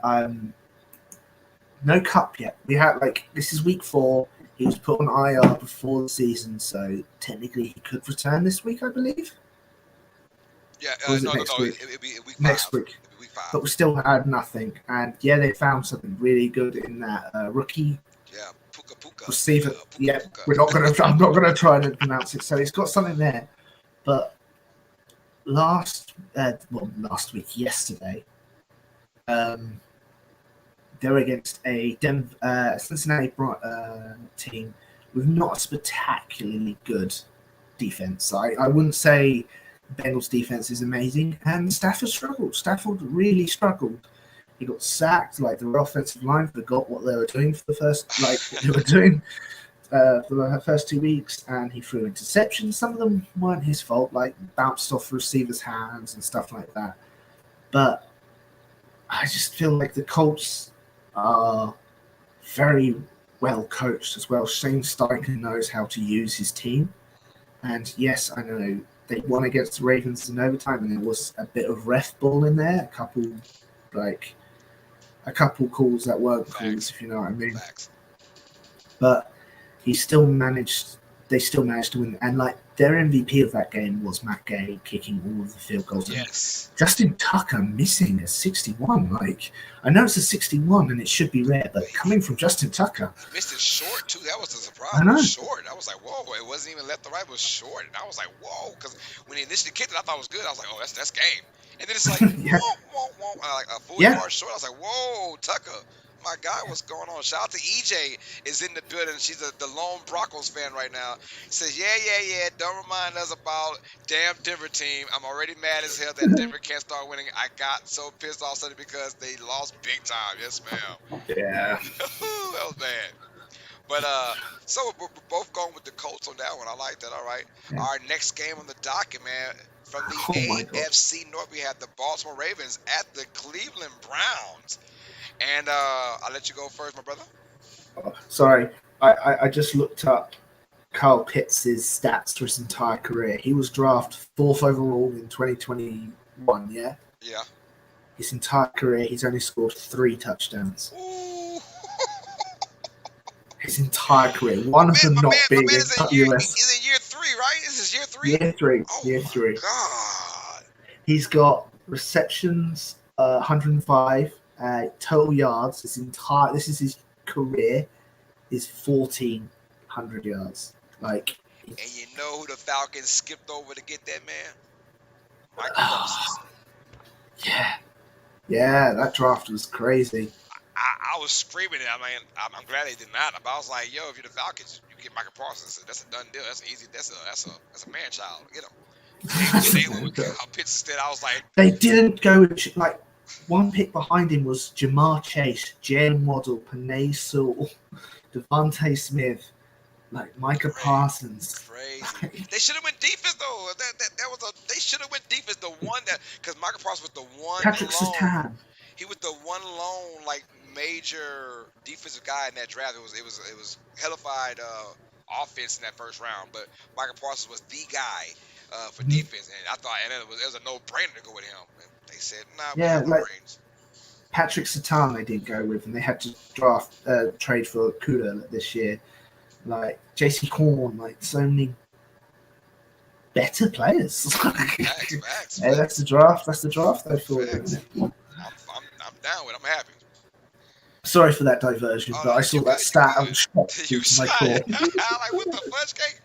God, that is wild. So 2 U.S. touchdowns and 1 London touchdown. All right. Yeah. So he can tie for the U.S. like Infinity said. Yeah. So what game are we on? Sorry. We're going the Ravens at the Browns. Ravens at the Browns. I'll let you go first, brother. Who you got? I'm going to go with Baltimore. All right. I think they were injured. Like Odell Beckham wasn't playing, and obviously a lot of their defense wasn't playing. But Lamar still had a really good game.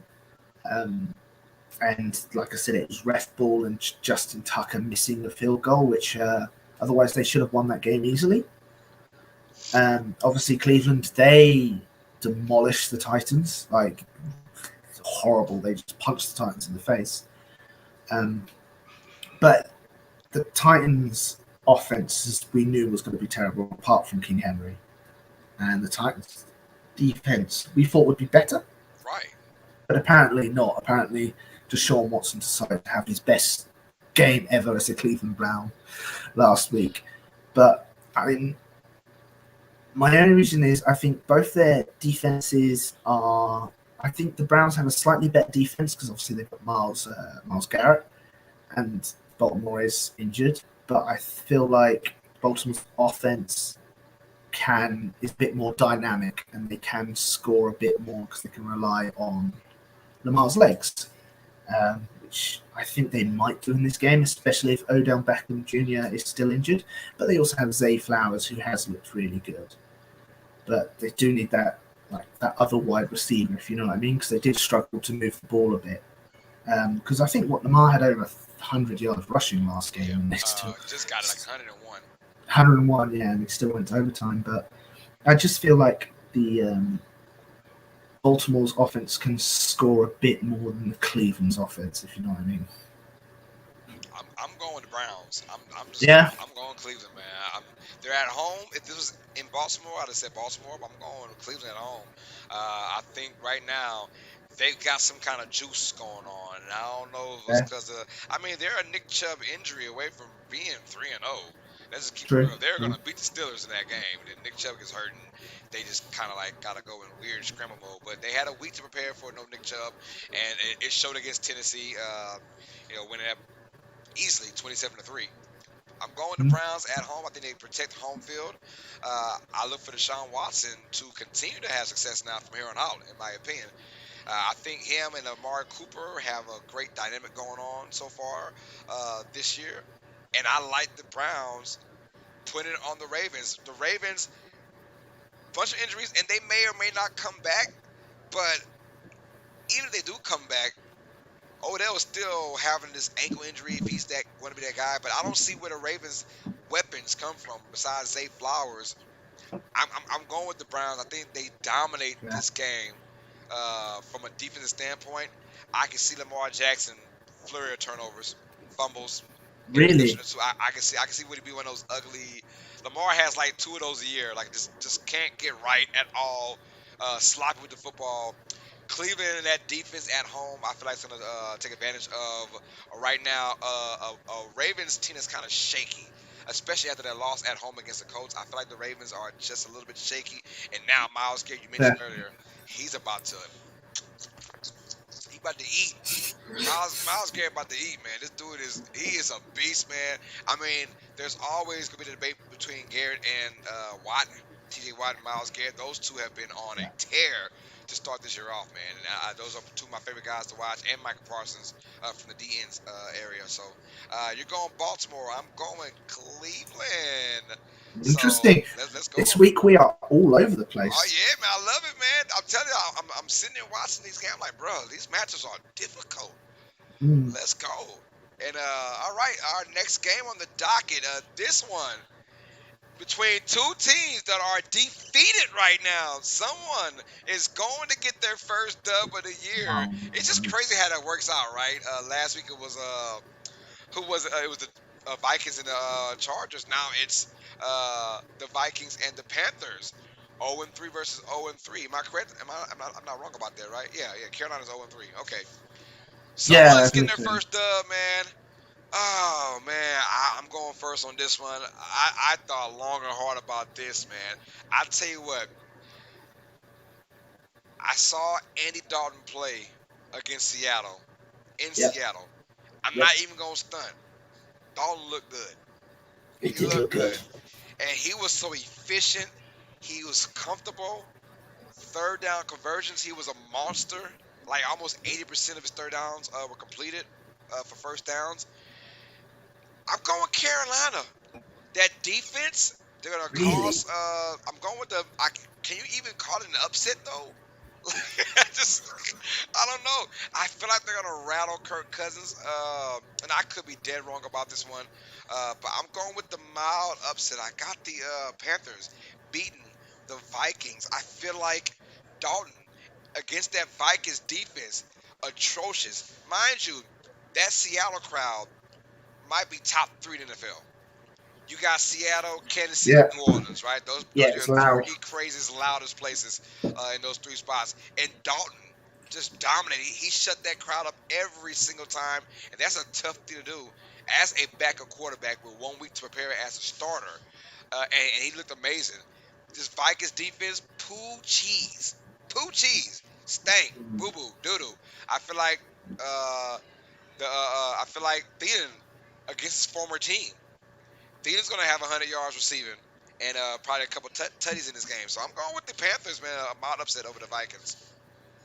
See, I was this game. You think looking at it on paper, you've got a backup QB, a young team, a developmental team versus a team that was 13-3 last year. They've got Justin Jefferson, the most dynamic wide receiver in the league, like Kirk Cousins, who's been playing his mind out. You'd think, just looking at it, the Vikings should beat the living crap out of the Panthers. But I'm also going to go with the Panthers. I just don't trust their defense. And they've got Miles Sanders, so who's a good running back? Yeah, A really yeah, good running back. yeah. So if Brian Flores decides to step back, they're just going to run it. They're just going to do what the Eagles did and just run for it. And hey, the Vikings don't want to win the game. They keep handing the ball over, and the moment they can stop that, maybe they will win. But I reckon it's going to be the same. The Vikings are going to just do the same thing where Justin Jefferson's guaranteed to go for 180 yards. Kirk Cousins going to throw for nearly 400 yards, and they're still going to lose. Oh man, Like the I'm Vikings, gonna say Kirk Cousins gets 300. It's outdoors. 300. It's an outdoor game on the road. I feel like 300 yards. Yeah, Jefferson get about a buck 40 in this game fair enough, fair enough. But with a touchdown, I think. I don't know. Andy Dalton's a mystery to me because obviously he was the starting QB for Cincinnati Right. for most of his career. Yeah, Then did a they good job over there too. he did a good job. Obviously, they booted him out for Burrow, and everyone's like, okay, he's going to be a backup. You know what I mean? He's going to be a journeyman backup. He has started every year. He started with the Bears, okay. Then he started with the Cowboys. Okay, and he started. New These Orleans are a lot of games as started well. with When us. he started New Orleans, Started like 8 games for us. yeah, I know. And Was then obviously he started again with Carolina. This man who's meant to be a backup just refuses to keep playing. He's just like, no, I'm not starting this bench. That's I that will keep Colt playing. McCoy effect, man. To find a team that has a fragile quarterback, number one. Yeah, Yeah, it's just like he's that's gonna just that's keep Colt playing. McCoy. So But yeah, like he's a game manager. He's not going to do anything special, Andy Dalton. But a game manager's all you need, I think, against these right, Vikings. facts. A game manager like a superstar against Minnesota right now. Hmm. So we're both going Yeah. with Carolina. I like that, man. We're both going with Carolina. All right, we got another testy one, y'all. The Cincinnati Bengals versus the Tennessee Titans. I'll let you go first on that one, TJ. Ooh, another hard one Man, I'm telling you, crazy, right? because Cincinnati isn't Cincinnati. I don't know what's gone on. Well, we knew what's gone on. They've rushed Joe Burrow back too early, and he's just not healed enough, and he's not being able to connect. There was some life in the offense last night, wasn't there? There was a bit of a pulse, just to get the ball sort of moving. Get realised they had Jamar Chase and decided to throw it to him. I've got to go with Cincinnati. I have no faith in Ryan Tannehill anymore. I I think I picked him for the last like 2-3 weeks, You have, you and have. every time I've gone, nah, I should really learn from this, and I haven't. So this is the week. I am going to learn from my mistakes. I am going to pick Well, hey, Cincinnati. you picked the Chargers to beat the Titans, How did I? And they won. and they won. And So they so absolutely so won. yeah. Oh my god! This feels like a similar thing. Could it If they be? win, Could it be Jekyll and Hyde? The Titans just are abysmal on the road, and they go home and they play a little bit better. Um, but I'm gonna tell you right now, I'm going also Cincinnati as well, and here's why. I think that pedigree kicks in. It kicked in Monday night against a game hmm Rams team. I think this is another must-win game for Cincinnati, yeah, albeit in Tennessee, which is going to be a little tougher. But I do like that Bengals defense. Trey Hendrickson, this dude, he's got a motor for freaking days. Trey Henderson is a beast for the Bengals. I see him getting 3 sacks against Tannehill, making yeah, it ugly. If they can somehow stop Derrick Henry, like most teams are right now, they're loading the box up because there's no weapons. Hopkins is a shell of himself. Hopkins is going to pull yeah. an AB in about 3 more games and just say, you know what, F it, I'm out. You know, but there's no weapons in Tennessee besides Hopkins, and Hopkins doesn't have that quarterback to throw the ball. Tannehill's No, just not that guy right now. I feel like the Bengals are going to muck it up. Ugly game, albeit in Tennessee with that beautiful field they have. But I got a feeling that they're going to go ahead and win this game by one score, get out of there with a sloppy dub. But I think they're championship pedigree now. And when I say that, AFC championship, a Super Bowl appearance already, that's going to catch up in this game right here. They need it in this particular game. I'm going fair, Bengals as well. fair enough. I've never heard. Well, I have heard, but them getting rid of AJ Brown, the Tennessee Titan, is haunting them. Absolutely haunting them because obviously they drafted Burks with the pick they Yeah, got, that's stupid, man. who's not been good. And, and, He's and, not and been. then paid Hopkins the kind of money should have paid. I don't know. Yeah, That's just, ridiculous. And they realised their mistake and they got their GM fired. yeah, yeah, But yeah. uh, They get him fired, crazy, they right? got them fired, and I don't know what they were thinking. But thank you. Yeah, yeah. Hey, the Eagles will take that all day. He has been wonderful for Yeah, Philadelphia, man. He has been. Our next game in the docket, you guys, from the NFC South, the Tampa Bay Buccaneers at the New Orleans Saints. I'll start first. Who that nation? I'm going with New Orleans to win this game. Jameis Winston, most likely the starter. Derek Carr is out week to week. Thank goodness it wasn't as bad as they assumed it would be. Uh, hmm Reports were saying season ending. Then it got to he'll be out 5 to 6 weeks, and then it's like, oh, it's just week to week. And I got a feeling he'll be out for this one week, and he'll come back in for week 6. I'm sorry, week 5. But Alvin Kamara is back. Jameis Winston is there. yeah, What I saw from the Buccaneers And mind you, my dumb ass picked the Bucks to beat the Eagles, and Yeah, I it just is. thought this was what I saw from the Buccaneers is what I thought I would see from them all year long. Just inept on offense. Baker Mayfield just not that guy to get it done. But I'm going against the Buccaneers and going with the New Orleans Saints. That defense at home, they're gonna another game where the Saints don't score 20 points, but they will win this one. Uh, you know, so I got a feeling an ugly game. I got New Orleans with that defense with Demario Davis back there, and Baker Mayfield will throw a couple of picks in this game.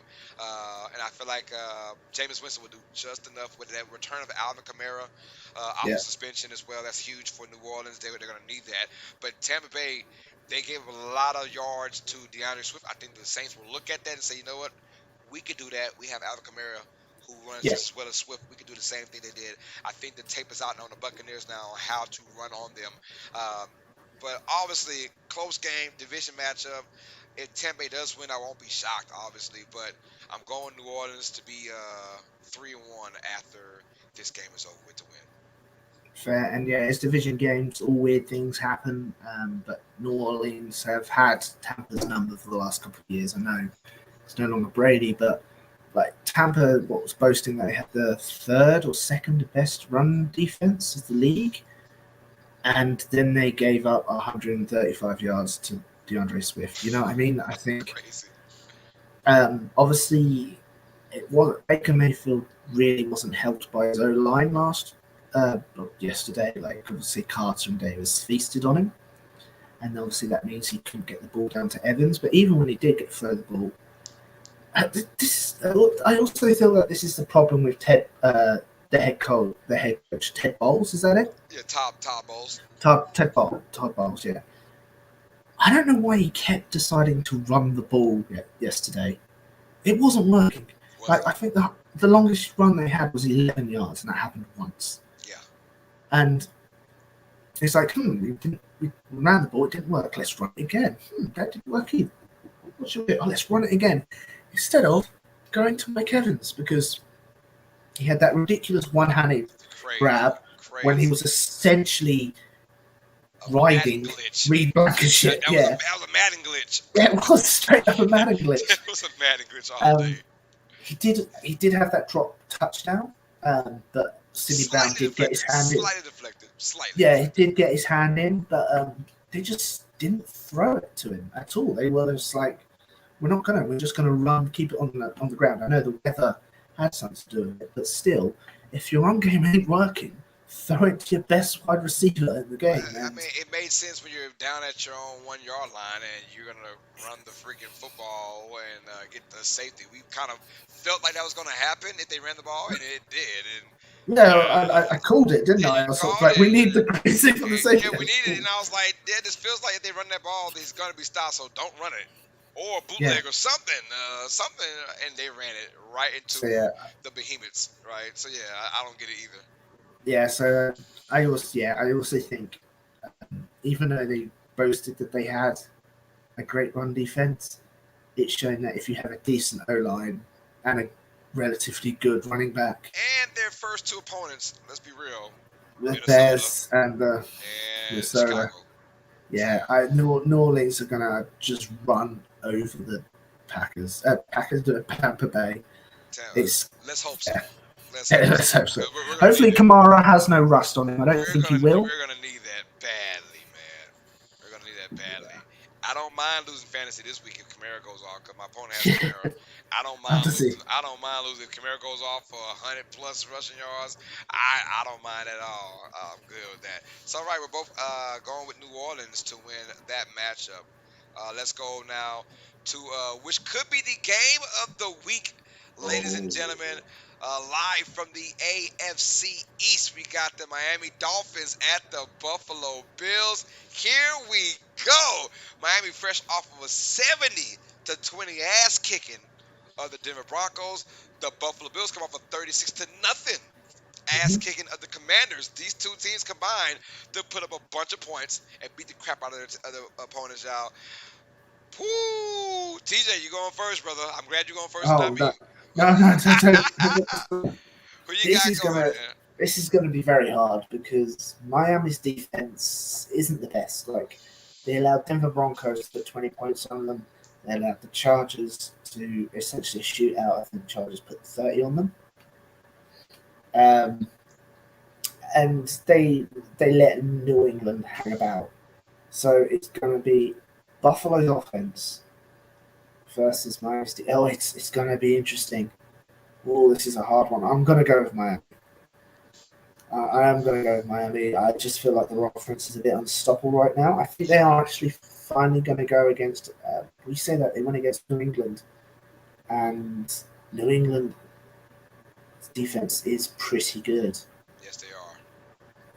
but they still won. What was the score on that? Do you remember? It was a close game, one score game. It was a very close game. One score game. That's all I remember. It was Yeah, um, it was like 15 to something, wasn't it? something like that. It was oh man, I don't want to lie to you, but yeah, it was That's a right, one right, score right. game. It was a close game. Um, I'll I'm have a going. quick Google. I'm going with the Buffalo Bills. I think the Bills win this game. It's the first time Miami's going to go against a team that has both offense and defense. Yeah, The first time that obviously kudos to them for beating the Chargers, beating the Patriots. That's awesome. Both on the road too. I love that. And for their efforts, they get the last 4 of their 5 games at home to end the year. So that's going to be something to watch out for if you're a Miami fan as well. You get 4 of your last 5 games at home to end the year. So and they won 2 of their first 2 road games. So they're on track to do some damage this year. I'm looking at it. This game though, I feel like I like the Buffalo Bills and what they did with James Cook, the running back. He's quietly having a great year. The running backs to him, Murray, is having a good start to the year with a couple touchdowns. I feel like the Buffalo Bills are making a conscious effort after that dismal performance against the Jets the last 2 weeks now. They've made a great effort of running the football, and they run it well so yeah. far this year. And I love James Cook, man. That's Dalvin Cook's baby brother, but he is playing very well so far. I like Buffalo if they can find a way to run that ball and keep Miami's offense on the sideline. Because now we're talking about this offense for Miami being just crucially good. Uh, I'm gonna go with Buffalo. A shootout per se, high 20s, mid to high 20s. Let's say that. I'll say Buffalo wins 27-24 at home. I feel like the Bills still want to kind of put the Dolphins in their place. The winner of this matchup will be in first place of the AFC East. So a very Yep. crazy Important start. game. The final game of the first quarter of the season, pretty much. And you want to establish we are here.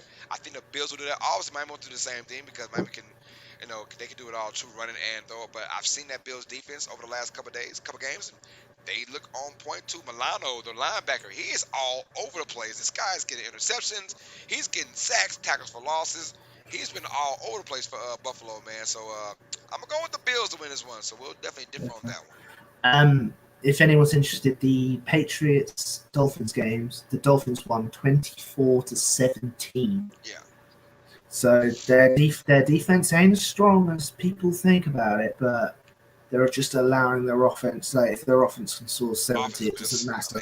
how you score 70 points but have a 300-yard passer you gave up and a 150-yard rusher.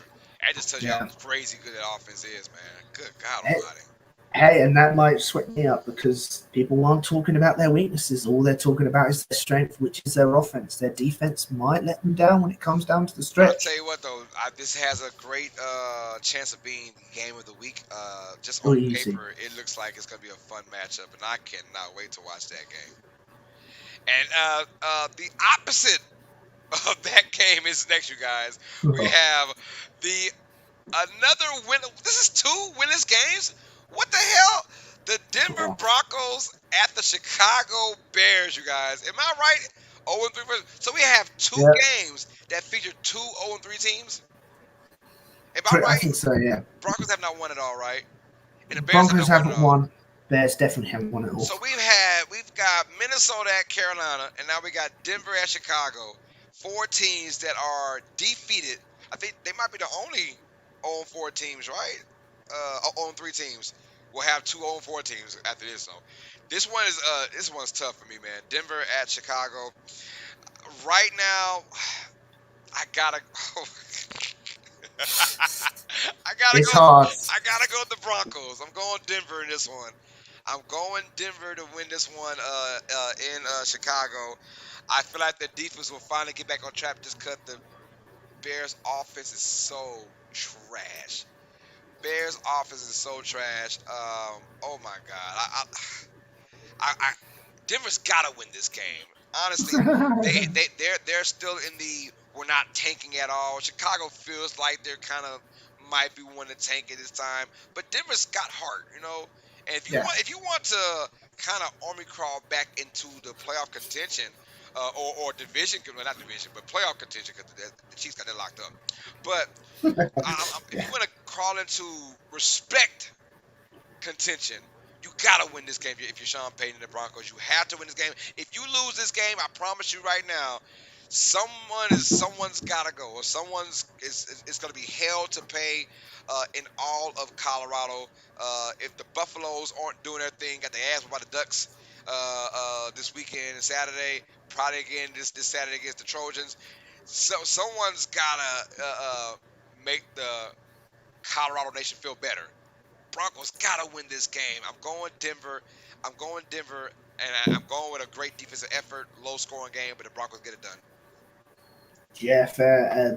Yeah, this game is awful. It's whoever loses this game should just be immediately demoted to the XFL. It's just like you don't deserve to be, especially with the amount of talk they were chatting all off season, weren't they? Like, oh, we're going to be good.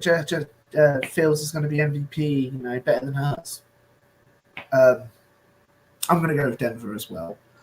Okay. They are the one team sort of still winning, and like Wilson had a good game Right. last. Like their offense is coming together. Like it's a slow process, but it is coming together.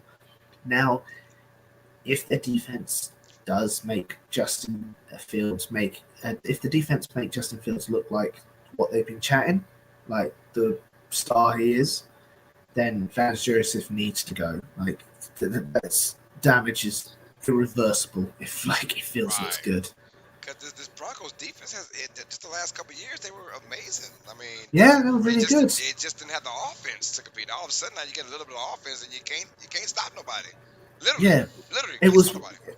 was it they had oh my god, he's now the DC for the Dolphins. Yeah,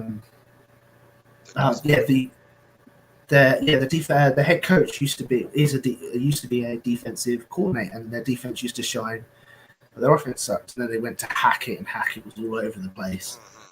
But obviously Sean Payton's come in, who is I assume offensive minded. Sean Payton.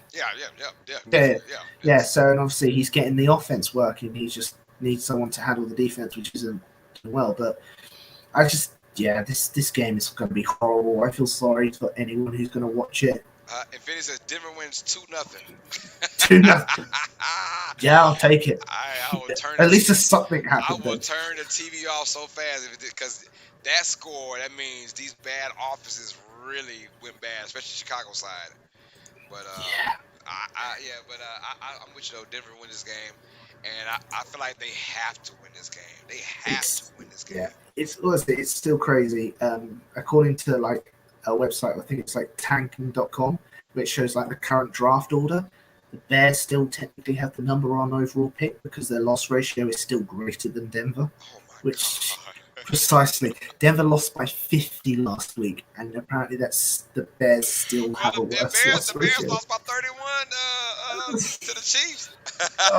Yeah. And the Chiefs could have put up 60 in that game. Yeah, they just pulled Holmes. They just say, you know what, we're good. The backup threw like 2 interceptions or something. Might be something to think about for the Chiefs, man. Your backup comes in there for like a boo-boo time and throws 2 interceptions. Hold on. Vic Fangio. Thank you, generic ball man. Vic go. Fangio. Yeah. He was a good wasn't a good head coach, but a good DC. Very good. He could run the defense well. He just couldn't run the offense, and he's Miami's DC now. So hopefully he does well. But it's just Here we go. Broncos. Our next game in the docket, we have the Washington Commanders coming at 1-2, taking on the Philadelphia Eagles. Hold on, the Commanders 1-2, or are they 2-1? They're the 2-1. They're 2-1. Yes, they are Yeah. 2-1. Their first loss came to the Buffalo Bills. So the 2-1 Commanders taking on the undefeated Philadelphia Eagles. I think you go first this time. Yeah, I believe so. Yeah. Yeah. I'm gonna go with Eagles this one. No shocker. Yeah. Surprising that one. But Washington came back against Cardinals week 1, and people were like, "Oh, that's pretty good." And then they came back against Denver, and people thought that was a really good comeback. You know what I mean? They were down, and they came back, but now looking about it, we realise how terrible that was because Denver's just awful, and they let Denver score 35 points on them. Right. Washington last week, they were sacked like 9 times. They threw 4 interceptions. They just looked terrible. And now they're going against a Birds team which seemed to be finding its footing. And they've got Jalen, like you said, Jalen Carter in that lineup with Jordan Davis. And if the Buffaloes manage to sack Howell that many times without Von Miller, I feel sorry for Howell this week. He is going to be on the ground. It's just not going to be good. Their defense would look some of like Chase Young had a good game last week, but I think our O-line can handle him, and it's not going to be pretty. I think even though we lost to Washington at home last year, I feel like Philly still had. We lost them awkwardly because we were on that ridiculously long win streak. And like, it was a weird bit that we sort of wanted to lose because it got the pressure off us, if you know what I mean? Right. It was like, we lost, finally, people could stop talking about the winless season. You know, no, it's not winless, the undefeated season.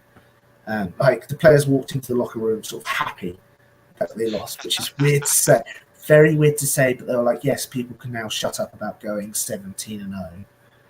But I feel like we're still in that area where we need to prove it, and Washington is unfortunately just the next guy to get punched in the face. There we go, man. Well, I definitely agree with you. I'm going with the Eagles to win this game as well. I just feel like the Eagles are on a mission, and I love the fact that it's not been perfect. I love the fact that it has not been one game where you're like, oh, this team is incredible. So that they're not getting the like quote unquote love from the national media per se, like the Dolphins are right now, right? But the Eagles are like, you know what, we're the NFC champions, and we're under the radar right now. It feels like that. It is a good thing because they're going to get better as the season goes. And why not play against a Washington team that scored nothing last week, right? I feel like you're right. Philadelphia's going to really put a hamper on Washington. I think they'll dominate this game. And I'm not saying 36-0 again. I'm not saying that, but I feel like they'll win by 2 touchdowns in this game. I feel like Jalen Hurts might have his coming out party as well. In this particular game, passing wise, just being efficient, no turnovers, and maybe 270, 280 yards passing, and a couple touchdowns, and just being efficient in this game. I feel like that's gonna be where the Eagles stand in this game. So we're both going with the Eagles to beat the Commanders. All right, let's go on to now starting. Well, hold on, we got one more 12 o'clock game. We have the take it off first. We have the Pittsburgh Steelers. Oh, I forgot that one. At the Houston Texans. This one, very interesting. The Texans coming off their first dub of the year against Jacksonville. In Jacksonville, Pittsburgh coming off a very crucial win over the Raiders in Las Vegas. I'm going to go first, I believe, right? Yep. I'm going with the Steelers to win this one. Very close matchup. Stroud. If Stroud can go ahead and put some points, some yardage on this defense with that guy named TJ Watt back there. Yeah. I mean, sky's the freaking limit for the Texans right now. But I'm going to go with Pittsburgh winning a classic, ugly game. I'm going to say Pittsburgh wins. I'm going to give it something like 17-14, Pittsburgh. I'm going to go with the Steelers getting a road win. This would be huge. If Pittsburgh can win this game, they'll be 3-1.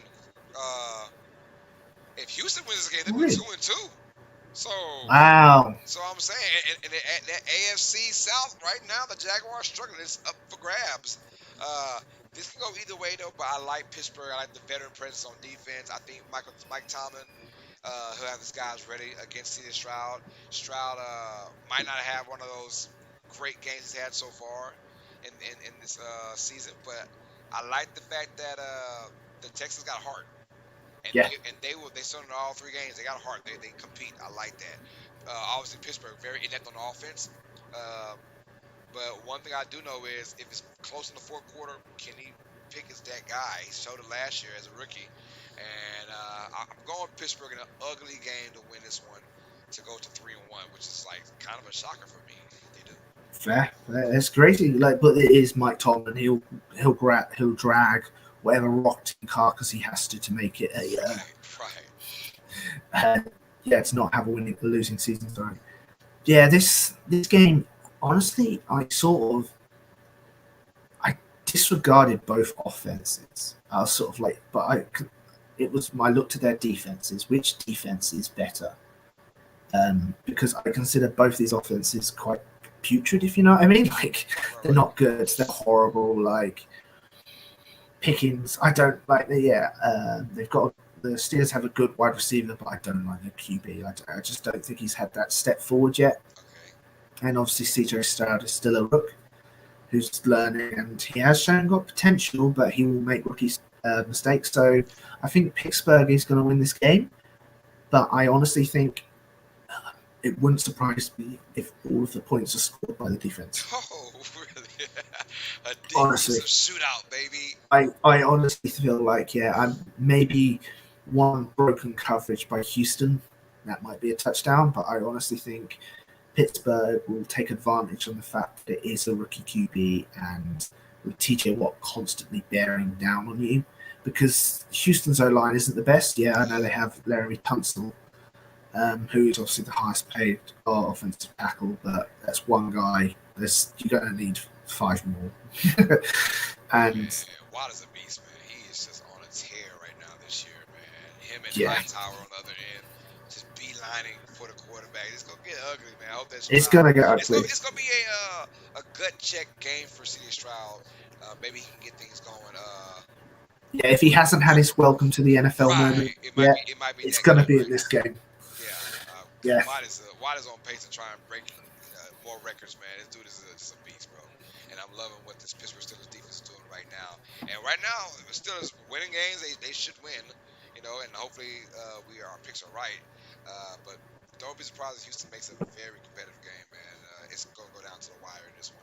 All right, but we got Pittsburgh on this game like Mhm. that. Now we get to our evening games now. We're going with the first one, West Coast games. We got the Las Vegas Raiders taking on the Los Angeles Chargers. Let you go first, my guy.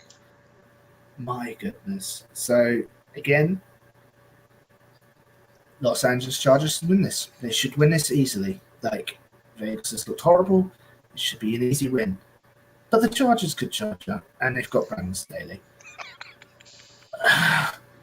Like every ounce of me, like if I look at my head, if I use my brain and just look at like players, the statistics, everything, it should be the Chargers. But then you've just got that thing like deep down. It's like, yeah, but that's because it's the Chargers. You know what I mean? So it means you look at Vegas, but I'm going to go with the Chargers anyway because I think after he tried to throw the game away, he's going against a coach that did throw the game away.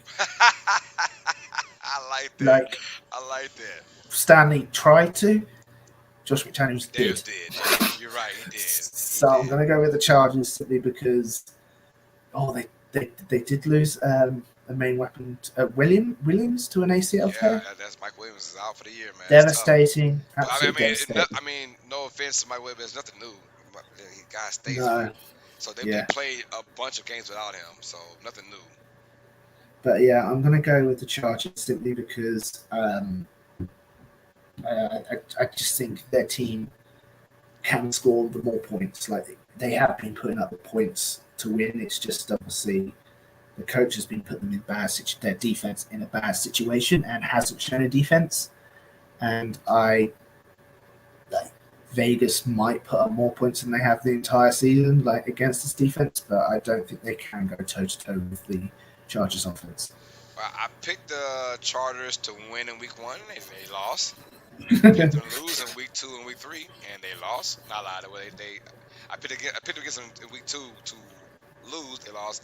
I picked against them in week 3. I picked against them in week 3, yeah, and they Yeah, won. Right. yeah. This time, my first time, I'm gonna go ahead and pick them again. So I'm now on 2-2. Go with them and going without them. I'm going with the Chargers to win this game. This is one of those ones. They simply have just more talent. That's just Yeah. and it's like one of the ones like they just got more talent. But if you look over the past 3 or 4 years, man, Raiders and Chargers game have gone down to the wire. Now, we're talking Derek Carr Raiders back in the but it's gone down to the wire every freaking game. It felt like a 27-24 game, 27-23 kind of game. Those kind of games. I expect nothing different. The Chargers are going to charge this game and make it closer than what it should be, but just because of pure talent, I'm going with the Chargers to win this game. And the fact that I'm just not a huge fan of Garoppolo and his decision making, and he'll probably throw a game away like Kirk Cousins did. So I'm gonna go with the Chargers to win this one because, like you said, Josh McDaniels not the brightest head coach, in my opinion, and this Raiders team, just outside of Adams, they don't have any pure talent, honestly, to keep up with the Chargers scoring. I can see the Chargers going up by 17 points and allowing the Raiders to kind of crawl back in and making some of the game towards the fourth quarter. But the Chargers should win this game, though. So we're both going with the Los Angeles Chargers to beat the Raiders. Yeah. And now the Raiders will win by 15 points, So Yeah, who knows? It happens. Yo, Travis 303 says, I look at this game as a coaching dumb off. Which coach does the most dumb things? Well, we had part 1 of that Vikings and Chargers game last week. My goodness. But now the same Chargers head coach. But now let's enter Josh McDaniels, the dumb coach for the Raiders. Yeah. Something about, man, I don't know what's going on. That whole entire AFC West besides the Chiefs, just dumb. Just a dumb division besides the Chiefs, man. All right, our next game in the docket, something that we can kind of breathe a little sigh of relief. The Arizona Cardinals at the 49ers, or do we breathe a sigh of relief? Because we had that same sigh of relief with the Cowboys against the Cardinals. The Cardinals so far have shown they can compete, and they've done a great job. And as a kudos to Gannon, the head coach, and I'm not going to lie, I did not see this fight from the Cardinals. Now, not get it, they're NFL players, and there is no such thing as tanking. If you're on the field, you have to play for your survival to find another team or make money. In the NBA, tank is a little different. There's a lot of young guys in there. They're going to get their due diligence. In the NFL, these are veterans, these are young guys, whatever. And they're saying, you guys suck so bad that we'll let you guys go out in the field and you guys are going to lose. Pride kicks in. Cardinals have shown it. I'm happy the Cardinals have shown that pride, but they're taking on a juggernaut. And this isn't. So when you look at the Cowboys and the Niners, and people wanted to compare the Cowboys to the Niners, I'm like, yo, stop. That's no comparison. The Niners right now, head and shoulders, are the best team in the NFL.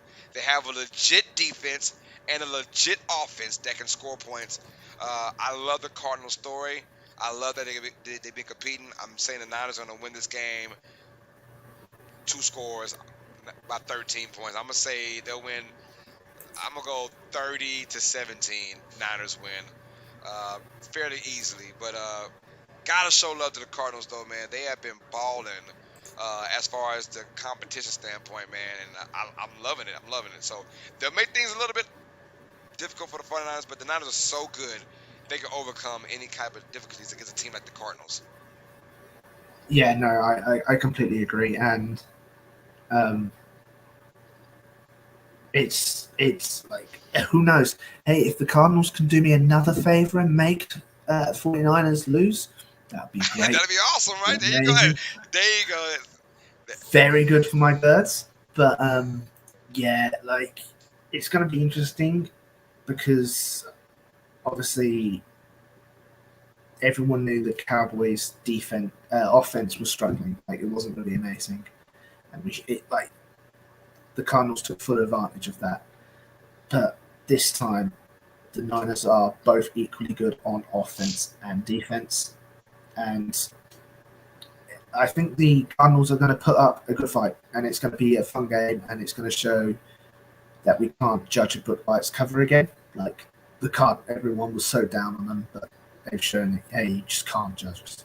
Can't judge us. We are here to fight, and we're here to stay. And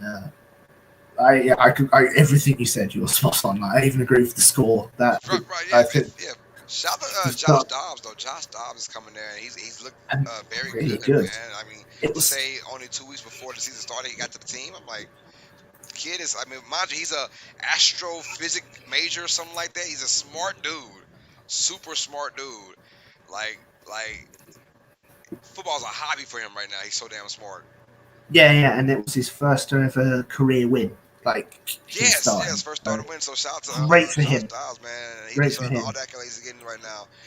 But they have met their maker though in the Niners. So I agree, and who knows, like any given Sunday, but the Niners are currently running on really good, all cylinders, defense good, offense good. Maybe Brock Purdy needs to change his name because apparently his name's not a franchise QB name. Did you hear about this? no, what's going on? Someone on I think it was like Good Morning Football or Good Morning whatever, says Brock Purdy's name isn't a franchise QB's name, so they don't trust him yet. Wow. Simply that. Because Purdy isn't a good name, isn't that franchise like gonna bring it? Is that that Kyle dude? I forgot his name's Kyle something. I can see him saying that. I don't know, but it was Brock Purdy. Horrific. I like what Brock is a strong first name though. Anybody named Brock, I'm scared of. Brock Purdy, Brock Lesnar. I'm scared of Brocks, man. Brocks are just like scared of Brocks. Yeah, I'm scared of Brocks, man. So hey, I like the first name. Purdy, yeah. It's kind of like my name's Brock Purdy. So it's like, oh, never mind. He's a Purdy. Never mind. Yeah, but hey, Brock Purdy has shown. Yeah, he's good though. He's good. He's never good. Lost in the regular season. Never, man. Dude has never lost. It's like LeVar Ball right now. He's never lost in one-on-one. All right, let's go. Our next game. This should be a very fun matchup as well. The New England Patriots taking on the Dallas Cowboys. This is going to be a quote-unquote America's game of the week. Of course it is. Yeah, it'll be on Fox, I'm pretty sure. Patriots. Well, that's CBS. So it might be on CBS. Oh. Yeah, it could be. It's going to be on one of those stations as the main game. Patriots at the Cowboys. Is it your turn or my turn? I think it's my turn. Yeah, because you would. Yeah, I agreed with what you were saying. Okay, yeah. I annoyingly have to go with Dallas on this one, simply because I don't trust New England's offense at all. Like, they can't move. They've got no wide receivers. They can't move the ball. Like, I don't trust New England's offense at all. But I really am going to be interested to see how Dak and the Dallas offense deal with New England's defense, because New England obviously does have a strong defense. How they managed to hold the Dolphins to 24 points. So if Dak crumbles with this defense, then we know what the Cowboys are. Like, we know, okay, it all relies on their defense. The defense does well, the team's going to do well. But if you just manage to beat their defense, you beat the Cowboys. So I think this is what you're going to test the Cowboys on.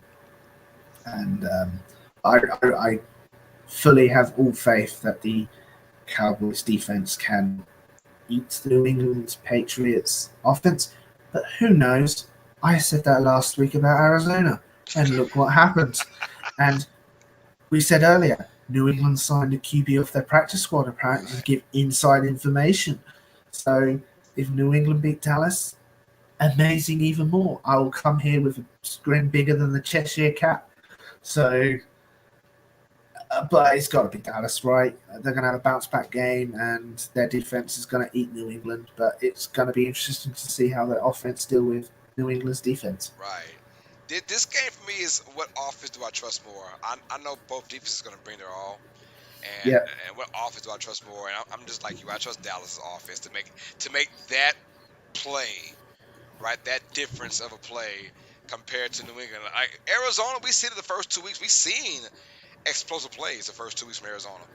We yeah, haven't seen anything explosive from New England yet, right? I mean, they've kind of like methodically went down the field and scored points here or there, but nothing major explosive. We have the return of Ezekiel Elliott though. yeah. Yeah, so he knows about signals as well. I'm assuming.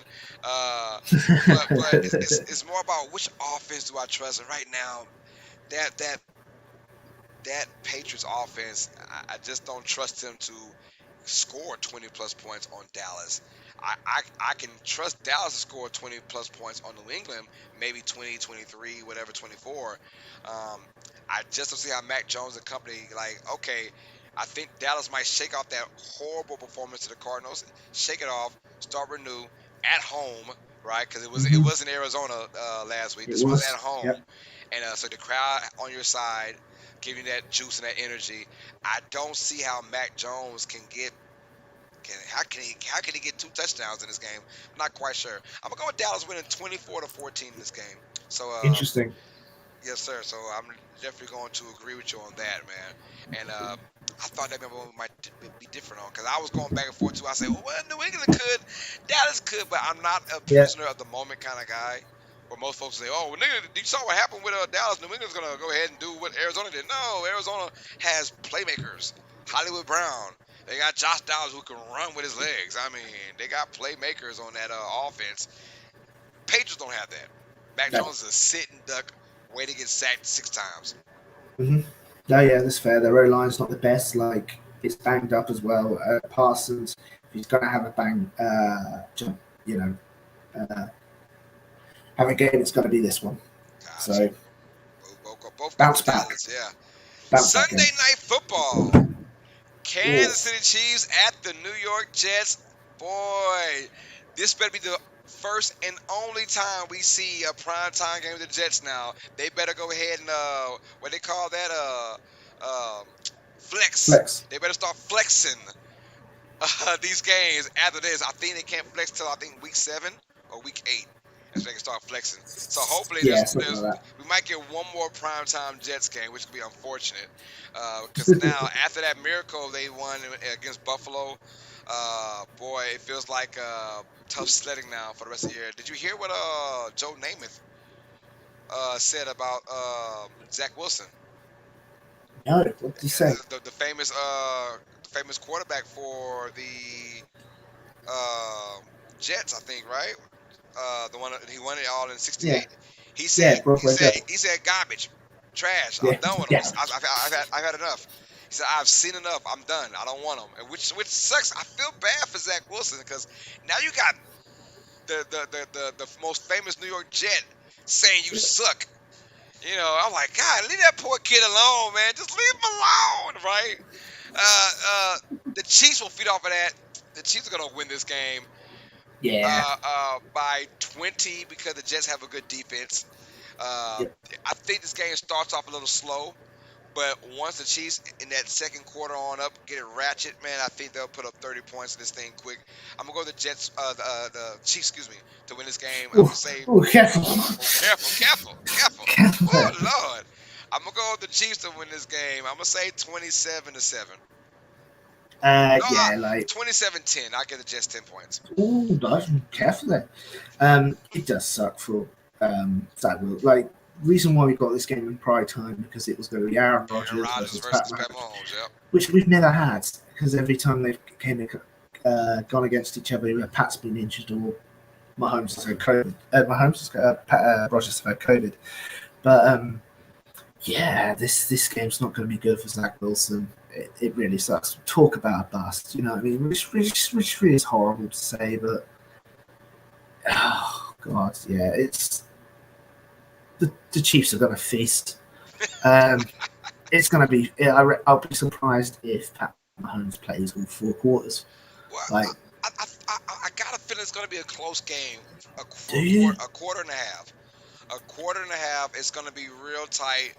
I like the Jets have a really good defense. It's prime time Sunday night Yeah, football. They'll be juiced up from the crowd, but then the Chiefs will make the the Chiefs. changes and they'll start doing Chief things, right? Pat Mahomes Yeah, will start throwing the ball behind his back, 50 yards, you, that kind you of said, stuff. yeah, fair. But I've never seen a man get so angry that his teeth fell out of his mouth because he was screaming. I saw that.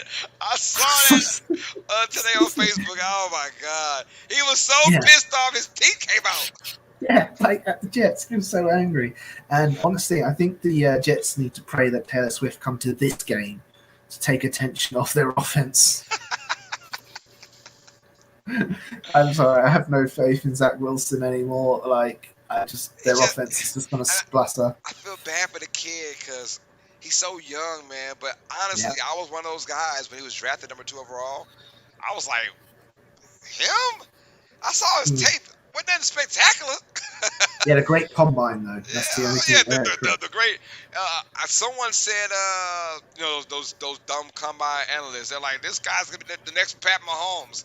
He threw one like 60 yards deep. He's the next Pat Yeah. Mahomes, man. If you're a quarterback with no pass rush in today's day, if you can't throw the ball 60 yards on a spiral, what the hell are you doing then? Well, you say that. Have you seen the stats that when Zach Wilson has a perfect pocket and isn't pressured, he still has the lowest QBR in the entire league, even with a perfect pocket. The mind, bro, the mind. He ain't got it right there, man. He Uh, just ain't got it.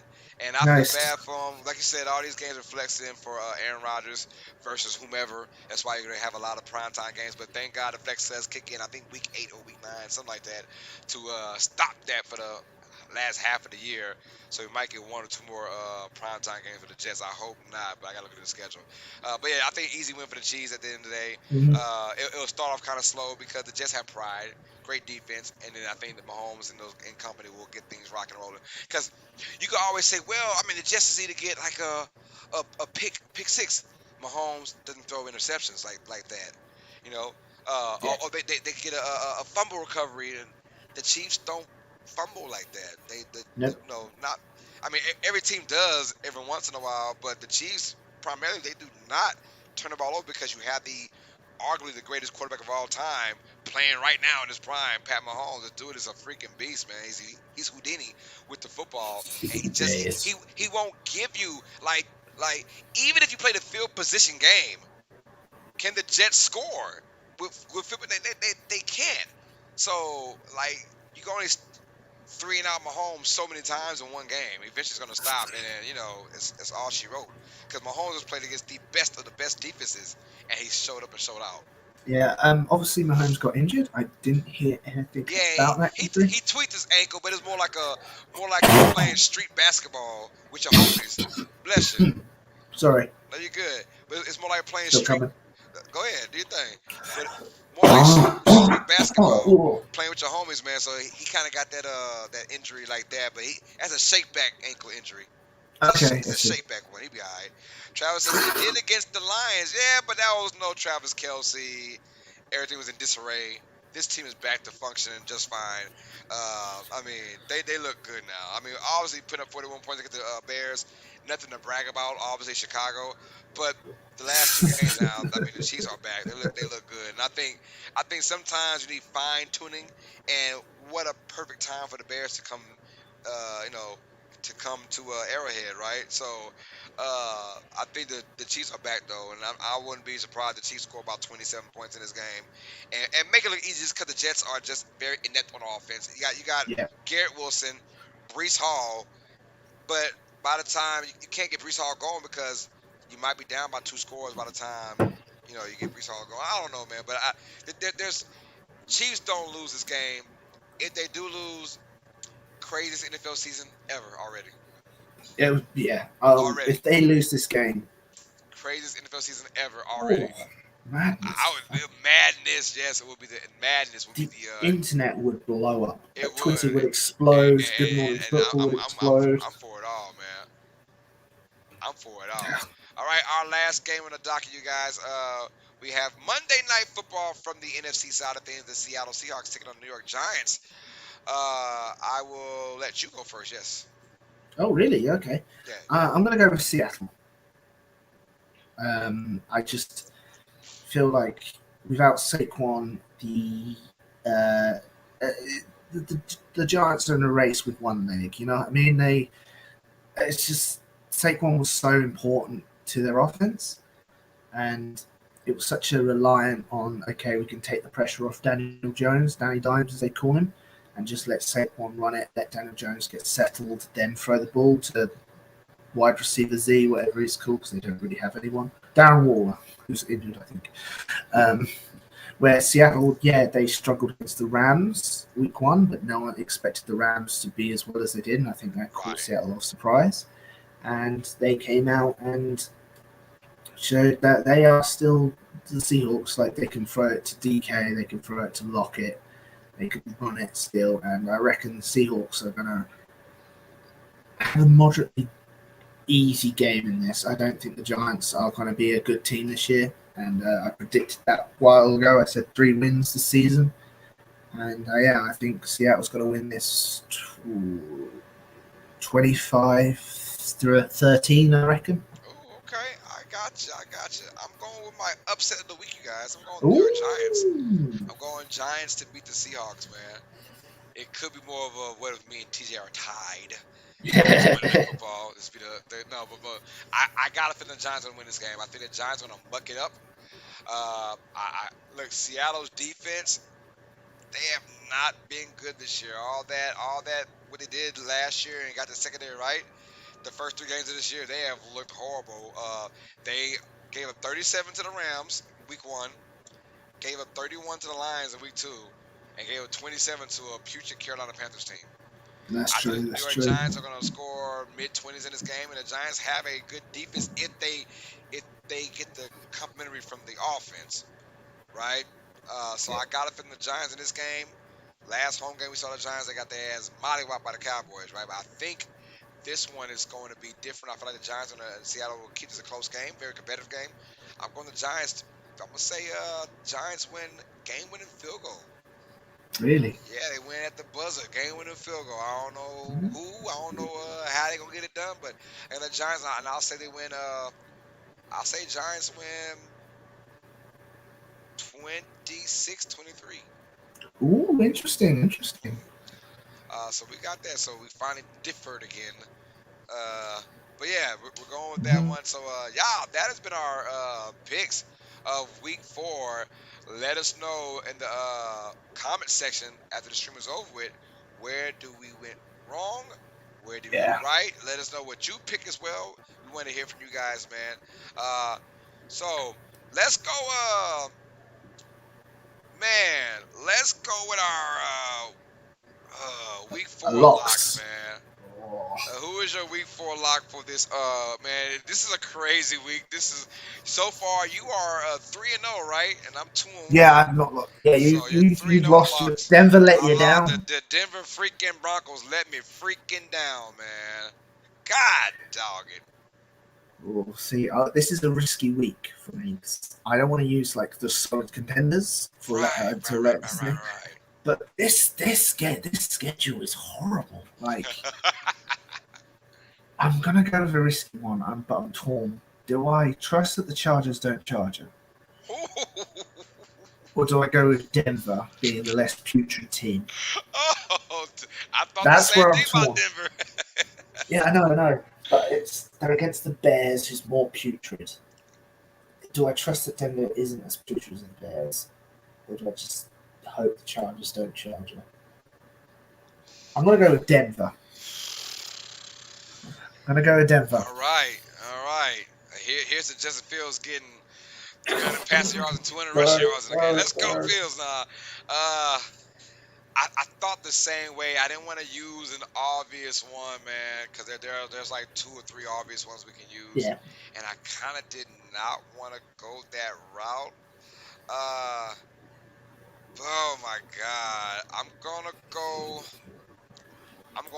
I'm gonna go with Pittsburgh over Houston. Oh, That's my fair, lock. I'm fair, going fair. Pittsburgh over Houston. I just feel like that defense is gonna really put it on Stroud, and turnovers galore, and I think Pittsburgh's going to win that game. So I'm going. My lock is Pittsburgh, and yours is Denver. Yeah. All right, let's Ooh. write that down. Write that down. Write that down. Oh, I feel dirty about that. We'll find out, man. So that's our locks, y'all. I'm going with the Pittsburgh Steelers. TD's going with the Denver Broncos. Denver over Chicago. I'm going Pittsburgh over Houston. So let us know what is your lock as well in the comment section after the stream. Let us know what is your lock for Week 4. I'm 2-1. He is 3-0 in his lock. So so far he's winning in that. And also, y'all, we have our records. We're both tied at Just tight. 26-22. He beat me in Week 3 by 1, so we are tied now at 26-22. PJ is 48-0. He is just dominating right now, as per Of usual. course she is. Oh, Travis says, I'm going to be a part of Bill's Sparky Super Bowl super fans. Bears beat Denver 98-3. Good God Oh my almighty. I honestly think if that happens, the franchise should just fold, just quit. Peter says she never lost, y'all. She don't lose at all, man. Of All course. right, so thank y'all for joining us, man. We're gonna go ahead and last call for alcohol pretty much now. Where my I know TJ knows a lot about that. Last call for alcohol. Gotta get it, TJ. Do you in the States, when it's last call, is it just someone shouting? Because in the UK we have a bell. The pub rings a Man, bell. no, we have like a PA announcer, like will say Oh, something, really? a microphone. Someone would be like, "Hey, last call for alcohol." Oh, No, that sucks. they'll say last call. They won't say last call for alcohol. Yeah, no, not yet. It's a bell is rang normally behind the bar, and then it's shouted like last call. You know, get your Oh, so pints. someone just ring the bell. Ding, ding, ding, ding, ding, ding, ding, ding. Yeah, just ding, I've ding, seen ding, that on ding. movies though. So Yeah, and I've then you seen normally that on walk up to the movies. bar and I'll have 8 pints, please, because as long as I'm I drinking, know, they ain't yeah. kicking me out. As long as I've Oh, got some sneaky, alcohol, yeah. they ain't kicking me out. It's time to wrap things up, man. You got a hot take before we get out of here? Me, Yeah. I have a hot take, and it is so out there. I think it's the one that's never going to come true. Uh, it's Caleb Williams, isn't it? The number one pick, Yes. potentially. We've been talking about Kenny Williams a lot for these hot takes the last couple weeks. Yeah. I don't think he's going to get drafted this year. I think he is going to go back to college. Really? If the Bears have the number one pick overall, and he's seen what the Bears do to QB, they ruined Mitch Trubisky, they ruined Fields. He's going to be like, nah, You I'm know going to go what? back to college. Getting that degree don't sound too bad now. Yeah, I wouldn't be surprised because something is wrong in the Bears organization to ruin that many QBs, and like Justin Jefferson has more receiving yards than the entire Bears offer. Like the Bears has not had a wide receiver. So fundamentally, there's something wrong for that passing QB in the Bears. Like, so honestly, unless it's Denver, but then again, Denver hasn't been the best. So honestly, if I was Caleb Williams, yeah, I'd just be like, I'm going to school. Well, I'm kind of in the same realm with my hot take. Y'all ready for this? Justin Fields will be traded to the Las Vegas Raiders next year for a 4th round pick. I'll say fourth round. 4th round pick. I'm going Justin Fields will be the newest Las Vegas Raider quarterback next year because they will get ready to draft their up and coming quarterback for this season, for this draft, because they will be right now a definite top 3 pick. They look that horrible right now. They look that horrible. And honestly, it was 41-0, and the Chiefs could have easily put a Miami on Denver. Could have easily put up 60 to 7 points in that game because it was ugly. Easy. Travis, that desperate 4th round. Wow. Hey, someone will get him. Hey, he's a good talent, man. He's a good talent. Yeah. I just think that it's a mixture of him and the organization. So, I would, if I'm the Raiders, I would want a Justin Fields. You know, Las Vegas, the bright lights, and maybe you can kind of play to Justin Fields' liking what he wants to run. I don't know, but 4th or 5th round pick. I can't see him going any lower than a 6 or a 7. I can't see him doing that. But a 4th or 5th round pick for Justin Fields, maybe multiple 4s or multiple 5s. Who knows? Question. We had a question earlier, TJ, before we leave out of here. They said right now, who do you think is the best undefeated team right now? Who looks the best? I'm going to go with the 49ers. Simply because, yes, the Dolphins put 70, score 70 points, but we were just discussing earlier that their defense is lacking in some areas. Like they are allowing teams to score a lot of points on them, where the 49ers haven't. They've managed, they haven't been scoring a lot of points, but they've still managed to keep the teams down. Like it is overall a solid team, and I think that will translate. Was it defense wins championships? Right. Like so that I'm going to go with the 49ers. Do you agree? Yeah, yeah, I agree. Niners are they look the best. I think they are the best team in the league right now. Yeah, Top to bottom. I mean, everything going right. I mean, from offensive execution to defensive execution, it looks good right now. Not perfect, obviously. They had some stumbles against the Rams, yeah, and even some small stumbles against the Giants as well in that Thursday night game. There yeah. were some plays they wish they could have back, but still, all in all, It's they're yeah. the best team top and bottom out of all the four. And if you're not the most fun team, the Dolphins, obviously. Oh, definitely, Yeah, yeah, the most fun to watch is the Dolphins. But my thing is, this Sunday, Dolphins Bills is going to say a lot about Miami. If they can dominate against Buffalo in Buffalo, okay, I'm a believer yeah. in that team. We'll find out though. And Travis said he was saying I meant the Bears would be that desperate to get rid of him so cheap. Okay, I got you. So let's trade it for a fourth rounder, and he was a backup. Fields traded for a price of less. I still say yes. Fields traded for a fourth. The highest thing goes third because you've seen tape. Now there's tape on on Justin Fields. There's tape on him, and it's not good tape. Lance doesn't. Yeah, And Lance wasn't that much tape, so you can still kind of go about the future being so bright. We've seen the videotape of Justin Fields over 2 years now of playing, and it's not a lot of good stuff besides him running for 100 yards in a game. But as far as his passing makeup goes, it's not the prettiest. His decision making is horrible. So you look at if I can get this guy for 2/4 or a third and a fourth. I think that's how the leverage goes for trading yeah, because if you get the number one overall pick and Justin Fields has played the entire year, that means he is a big part of that problem. yeah, For Chicago, they're going to want to get rid of him, and they're not going to ask for a first or second because they don't want teams to be like, "Oh hell no!" Not a first. They want to give you a reasonable price to get rid of Justin Fields to start over and get their new quarterback. So that's why I'm thinking fourth or fifth round. Big highest is third. But you're right though. Trey Lance got a four, but Trey Lance has no tape on him for the NFL. Just one game pretty much, and they're like, "Yeah, we can live off of that." So. And the yeah. Cowboys are just dumb. I don't know what the Cowboys are thinking, but maybe, Oh yeah, that or they maybe, are done. or maybe they're thinking about the future. Maybe Dak doesn't Who, sign. They say, "Well, we got who Trey Lance, the knows? former number two Watching it. overall pick, so I don't know." They You know, what was it that they all came in that draft? What was it? That draft class was Trevor Lawrence, Zach Wilson, uh, Trey Lance, Justin Fields, and Mac Jones. Wow, damn, that's a that's a decent class, though. It's a decent class. is it two of the one's not on the team, two of them might get traded, might get traded, and then the other one's Zach Wilson. Like you've got so out of that lot, I you've was got thinking Trevor and Mac everyone, Jones. everyone but Zach Wilson. It's a decent one. You're right, though. Okay.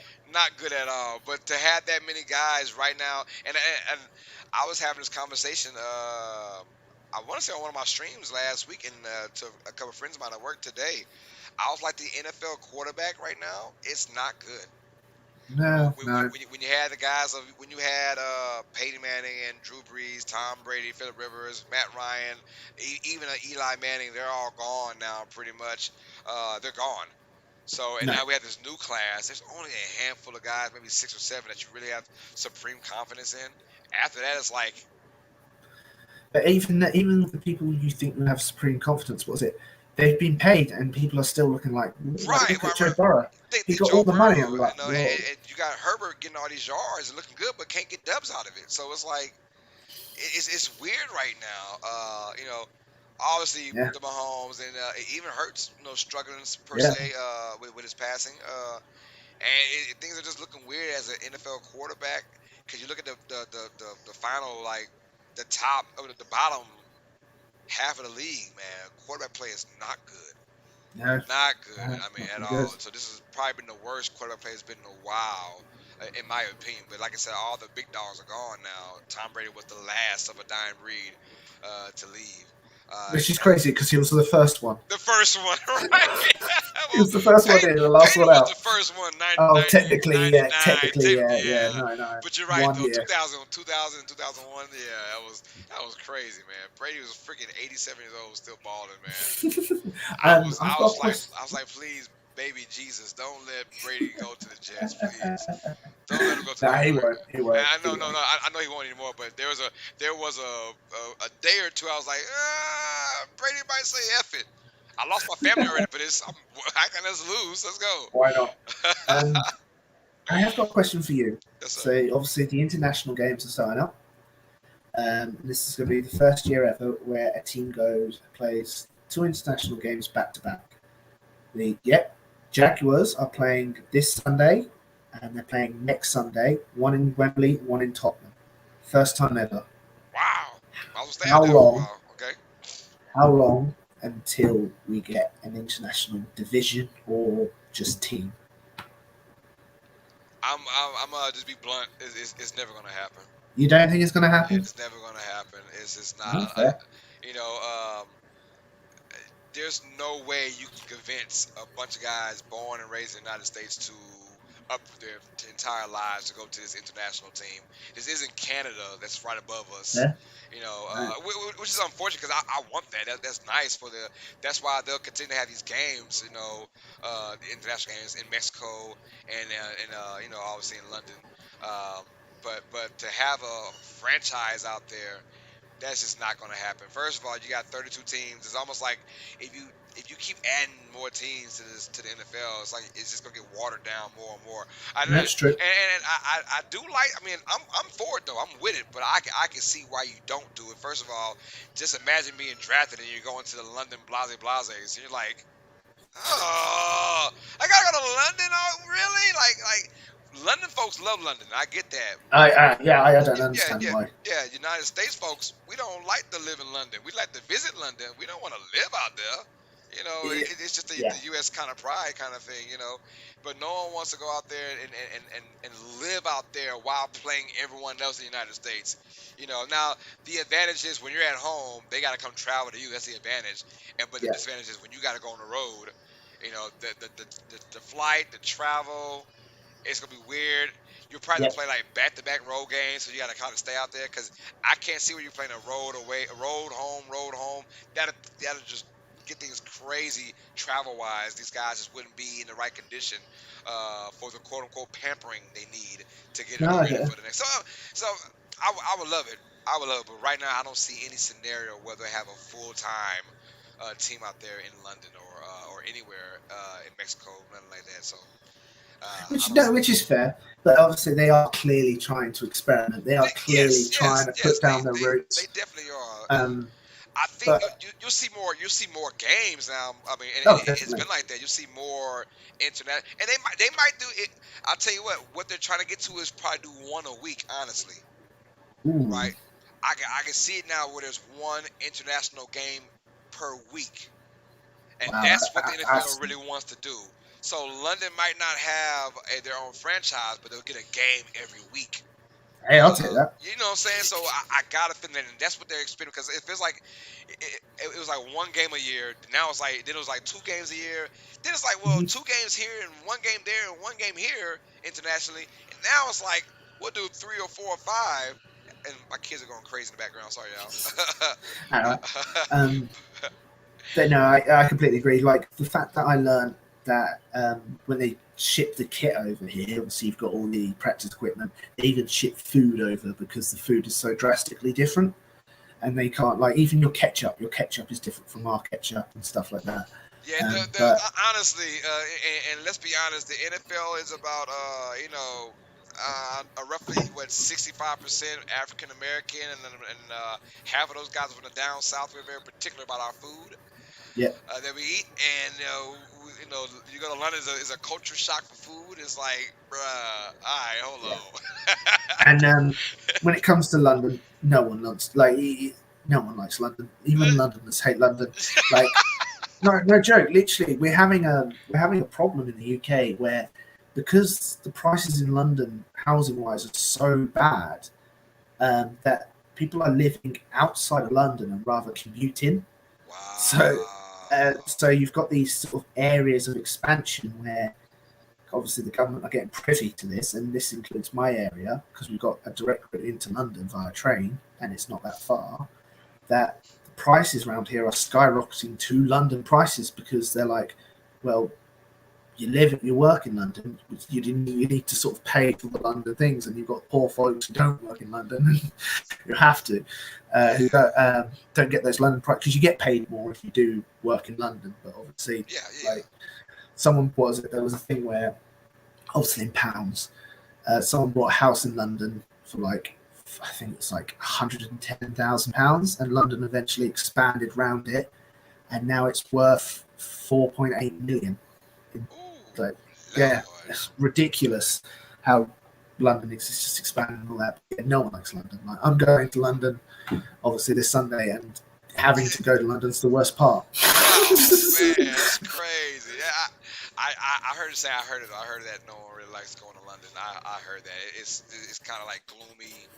It doesn't look pretty. It's not exciting. People get sad. I heard all that, man. So, but Yeah, obviously for folks like us that want to go visit there for a while, yeah. like Like if you go but to live there, that's tourists, is a totally different thing. So what I'm getting at is, I believe 10 years from now, 10, 15 years from now, we'll have a game every week internationally, and it's gonna be you're gonna have games in Canada, you're gonna have games in yeah, London, obviously Mexico, you'll have games probably in Ireland, yeah. stuff like that, and then Germany, obviously. yeah, Germany, Tokyo, I can see one being played in right, Japan. right. I'm telling you, and I feel like every week or at least 12 or 13 weeks out the year, you're going to have a game out there. And I think that's what the NFL really wants to do right now. So they're still testing the waters out. But to have a franchise out there, I don't see that ever happening. Not anytime, Yeah, not my lifetime. yeah, fair enough. It's just curious because you can clearly tell like the way the NFL's walking. So Oh yeah, who knows? they want to expand, and I like that. I'm with that. Yeah. And like I said, if there was a super duper popular sport, and it wasn't like Americans weren't part of it, but now it's getting globally cool. Like I like the idea of bringing it to our spot, right? And once a week, whatever, and that'll make me like let's say L.A., right? Right, Yeah. LA be that spot, maybe New York, whatever.